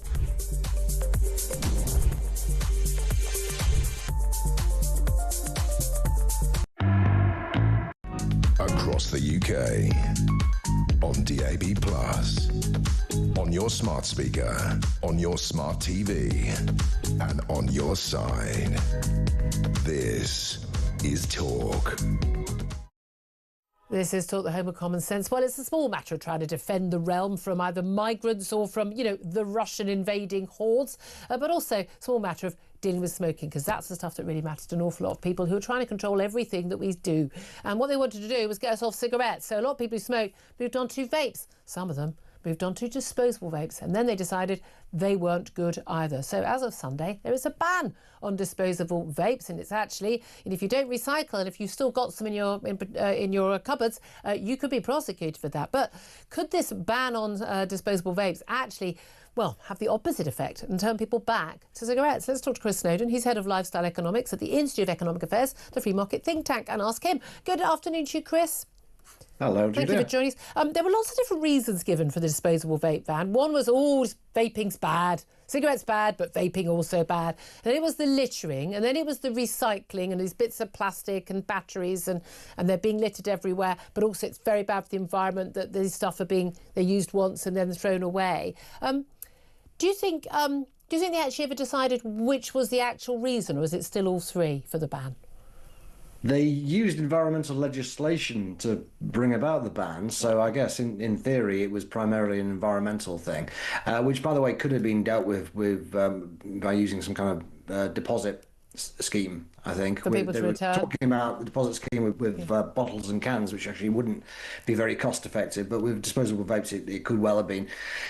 So yeah, it's primarily that, but I think as time goes on, people will be framing it more and more as an anti-vaping policy in general, because people are going to want to have more and more anti-vaping policies. And that's one of the main reasons I object to this, is I've learned over the years not to give these people an inch. Yeah, well, you're the one who's been talking about the slippery slope. And I mean, I was in favour of the smoking ban. I don't like cigarettes. I don't smoke. 2007, I was absolutely thrilled I could go to the pub and not be coming home absolutely stinking of other people's smoke. But I've told you this many times over the years, persuaded me of the slippery slope on these things, because vaping was at first hailed as, a brilliant alternative to smoking. People who wanted to smoke but didn't want the health risk, which are huge with smoking, would turn to vaping. It's been one of the biggest success stories in terms of getting people off cigarettes, has it not? Yeah, it has. It's been absolutely even incredible. You? Even me, exactly, years ago now. So we are throwing the baby out with the bathwater now with this. I mean, what happened was, yes, loads of people like me did give up smoking, and lots of people have probably never started smoking because they vaped instead. But it's those people, the never smokers, and there are far fewer underage vapers actually than you might think from reading the papers. Oh, we're told, isn't it, like 1 in 5 kids have vaped and maybe tried it once in their lives. But if you look at the number of kids who are actually using them on a regular basis, it's really small. Yeah. 1 or 2%, I think. And probably no more than would smoked anyway. Yeah, indeed. Yeah. So, I mean, I think it's reasonable to say that most, if not all, of the kids who are vaping, although we don't condone it, would probably be smoking otherwise. And indeed, that might well be one of the consequences of banning disposable vapes. That you've got people like, for example, Claire Fox, who gave up smoking quite recently by using disposable vapes, doesn't really like other forms of vapes. There's a risk that they are going to go back to smoking, and certainly some of the younger people. We know from survey evidence that a significant proportion say they will definitely go back to smoking. 20% say they will go back to smoking. So this is not a great move in terms of public. Wasn't the argument that it was younger people, it was kids who were buying vapes, and that they, because they were cheaper, because they were single use, and that was getting more kids into vaping? It seemed to me that, can't you just enforce the law that makes it illegal to sell to under 18s, in which a nice big 50 grand fine for a few shopkeepers might focus the minds very, very quickly? Plus the littering issue. why don't we start actually prosecuting people for littering? I watch people litter in front of police officers who do absolutely nothing. I mean, God, if they'd misgendered the litter, then they would have been prosecuted, wouldn't they, or to tweet about it? But it seems we've got in a law to deal with something where there are actually laws already in place to deal with all of those issues. Yeah, it's a classic example of something you see all the time now, which is the state unable to or unwilling to enforce existing laws, and therefore politicians respond by basically banning things again. Or banning something else that's related to it. We don't ban the sale of alcohol just because some kids consume alcohol. What we try and do is we enforce the law on selling the sale of alcohol, and indeed cigarettes. It's really quite hard now for kids to get hold of cigarettes legally, at least, and indeed many of them are not even getting hold of the vapes themselves legally. There's a very, very large part of the market, even before yesterday's ban, that was made up of illicit vapes, and that will definitely go up next year when this big vape tax comes in. So we're just digging ourselves a bigger and bigger hole here, rather than just trying to enforce the perfectly reasonable laws we already had. It is utterly bizarre how wrong they get it. But again, this all comes down, this is all the nanny state. It's anti-smoking, it's anti-alcohol, constantly telling people, you know, lower and lower. You know, I mean, you go to the doctor, how many units do you drink a week? I don't know, what's the latest rule? What's this week's rule about what's safe? And then we're told about, you know, what we can eat. I mean, pretty much every single thing they're trying to control in our lives. Is it because they just think we're all stupid? Yes, the people in public health certainly do. But I think for governments, it's there's an element of displacement about it. I mean, Britain is more or less a failed state now. France is also a failed state. They introduced this or announced this ban on outdoor smoking on Friday. Then the following day, Paris is up in flames. People are dying because of raucous celebrations, as The Guardian described them, after a football match. You know, this is anarcho-tyranny. We are just pouring more and more stupid and petty legislation onto the dwindling number of law-abiding people while we watch rampant lawlessness throughout society. That's a very, very good point, Chris Snowdon. So appreciate you joining us. I know you've been fantastic on this issue. He's from the Institute of Economic Affairs. Sam Armstrong, I mean, honestly, Chris has totally persuaded me on the slippery slope argument. I still want to be able to go to a pub and a restaurant and not have cigarette smoke blown in my face. I'll stick to that one. But they do just want to supposedly protect us from everything, don't they? Yeah, I mean, today's whole show, I mean, we've got war round the corner. We've got tens of thousands of people pouring into this country illegally. We've got no idea. We've got a blasphemy law back, but it's okay because we're going to ban vaping at pubs anytime It's just now. not the issue. But again, like, I mean, in my day, kids were sniffing glue. I'm thinking vaping is... We were one of the few countries that were sane on vaping, and actually NHS endorsing it, saying it's not completely safe, absolutely not, but it's a darn sight safer than cigarettes. So if those are the options, we choose vaping over cigarettes. I know so many people who have given up cigs because of vaping.